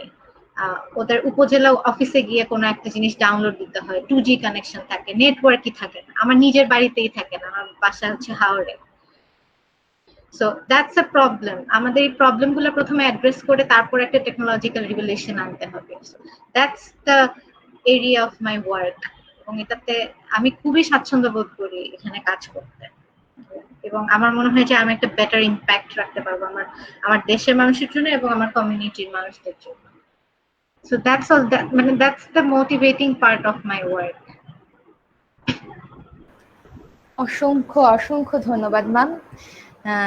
আসলেই জেনে খুবই ভালো লাগলো। আমরা আমাদের আয়োজনের একদম শেষ প্রান্তে চলে এসেছি, শেষ করব, কিন্তু তার আগে আপনাদের দুজনের কাছ থেকেই আমরা আসলে স্টেম এডুকেশন এবং সেই সাথে উইমেন এম্পাওয়ারমেন্ট নিয়ে আপনাদের যে পরামর্শ বা দিক নির্দেশনা সেটা আসলে শুনতে চাই। প্রথমেই আলেয়া শাহনাজ ম্যাম, আপনার কাছ থেকে। দিক নির্দেশনা অ্যাকচুয়ালি যে বললাম যে ফলো ইয়োর প্যাশন, এটা নিজের থেকে আসতে হবে। মাইন্ডসেট চেঞ্জ করতে হবে, যেটাতে মন চায় সেটাই দিক নির্দেশনা। আমরা খালি চেষ্টা করি যে নতুন জেনারেশনকে যেন এই শিক্ষা দিতে পারি যে অন্য কারো দিক নির্দেশনায় আগিও না, যেটা মন চায়, যেটা ভালো লাগে, যেটাতে আনন্দ পাওয়া যায়, যেটাতে মোটিভেশন আসে, সেটাই কিন্তু লাইফের জন্য সবচেয়ে বড় শিক্ষা।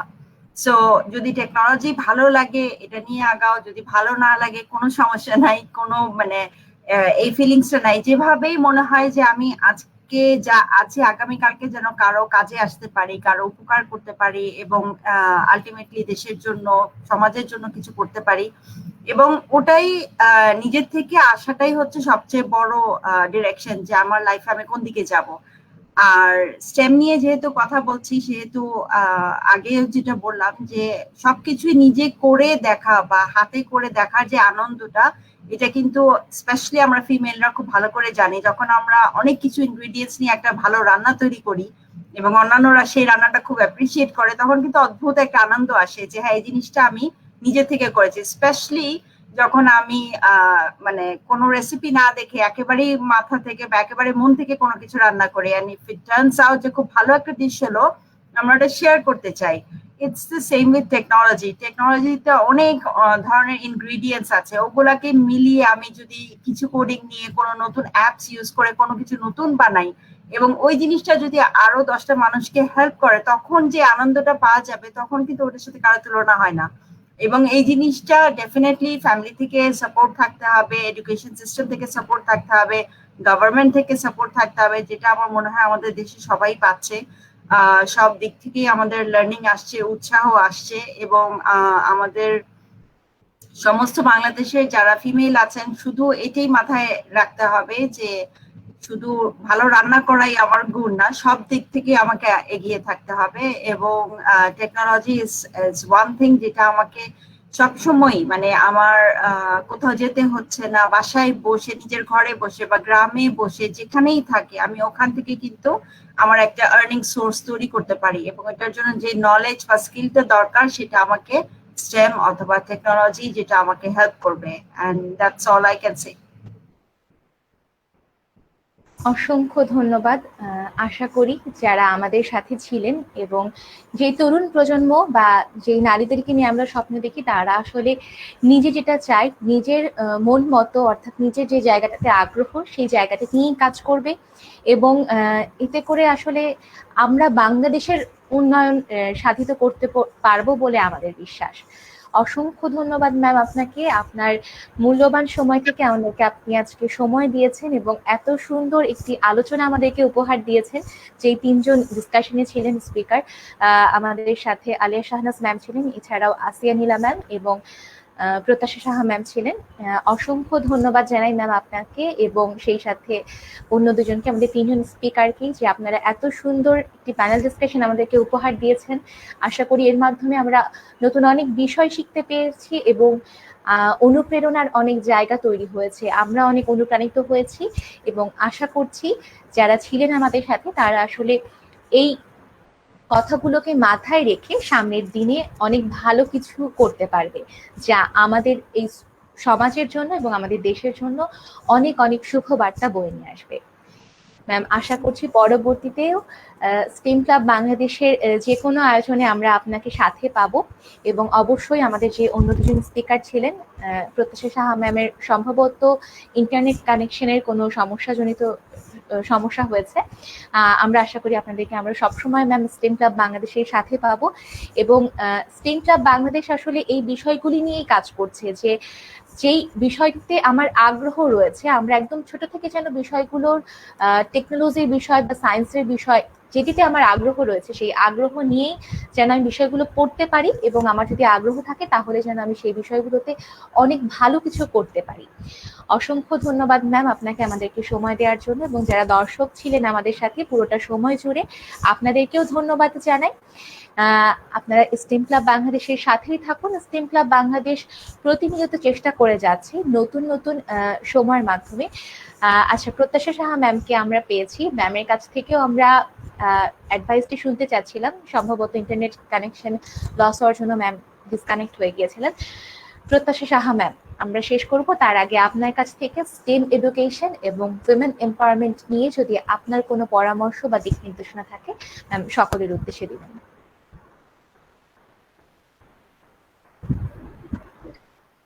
পরামর্শ আসলে আমি দিতে পারবো না, কারণ অ্যাডভাইস খুবই সিচুয়েটেড অ্যাডভাইস আর কি। আর যেভাবে সুবিধা, যার যেভাবে পছন্দ সে সেভাবে নিজের লাইফটাকে দেখবে। কিন্তু আমি যেটা বলবো যে চ্যালেঞ্জ কখনো আমি আমার পার্সোনাল লাইফে কখনো চ্যালেঞ্জ নিতে কোনো কার্পণ্য চিন্তা কাজ করছে যে আচ্ছা এই সাইডটা আমি এক্সপ্লোর করতে চাই, আমি তো এটা সম্পর্কে জানি না, আমি আর্টে ভালো না, আচ্ছা এই সাইডটা একটু এক্সপ্লোর করি, আমি একটু দেখি যে একটা কিছু আঁকার চেষ্টা করি। আমি যখন কোডিং পারতাম না আমার মনে হতো যে আচ্ছা কোডিং কেন আমি পারবো না, আমি একটু দেখি একটা চ্যালেঞ্জ নিয়ে দেখি যে আমি পারি কিনা। বা আমি পড়েছি ফিজিক্সে, তো আমার ভালো লাগে অন্য কিছু করে, so why not explore that field. আমি ওই ফিল্ডটা এক্সপ্লোর করেছি এবং তারপর 5 বছর ধরে আমি এই জায়গাটা নিয়েই কাজ করছি। সো মানে যখন মানুষ এক্সপ্লোর করে তখন তার জানার পরিধিটা বাড়ে এবং আমার মনে হয় যে তার ভালো লাগার জায়গাটা সে খুঁজে পায়। So as because just you are a girl, please don't just মানে পিছিয়ে এসো না, সবসময় জাম্পিং এবং দেখো যে ফেস করো সিচুয়েশনটা কি হয়, please face and whatever small the work might be, just jump in। এবং তুমি যদি এটা এক্সপ্লোর করতে চাও, তুমি ওখান থেকে তোমার গেইন কি বা কি হবে, just don't just think about that। যদি এক্সপ্লোর করতে চাও, jump in it and just explore। So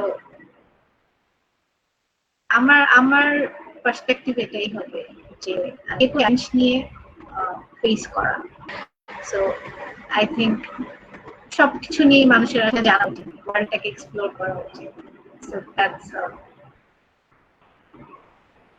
অসংখ্য ধন্যবাদ ম্যাম, আপনার মূল্যবান সময় থেকে আপনি আমাদেরকে সময় দিয়েছেন এবং এত সুন্দর একটি আলোচনা আমাদেরকে উপহার দিয়েছেন। ম্যাম, আমরা একদম শেষ প্রান্তে চলে এসেছি এবং আমরা আমাদের লাইভটি শেষ করছি। যারা দর্শক ছিলেন আমাদের সাথে তারা সকলেই ভালো থাকুন, সুস্থ থাকুন এবং স্টেম ক্লাব বাংলাদেশের সাথেই থাকুন। শুভরাত্রি।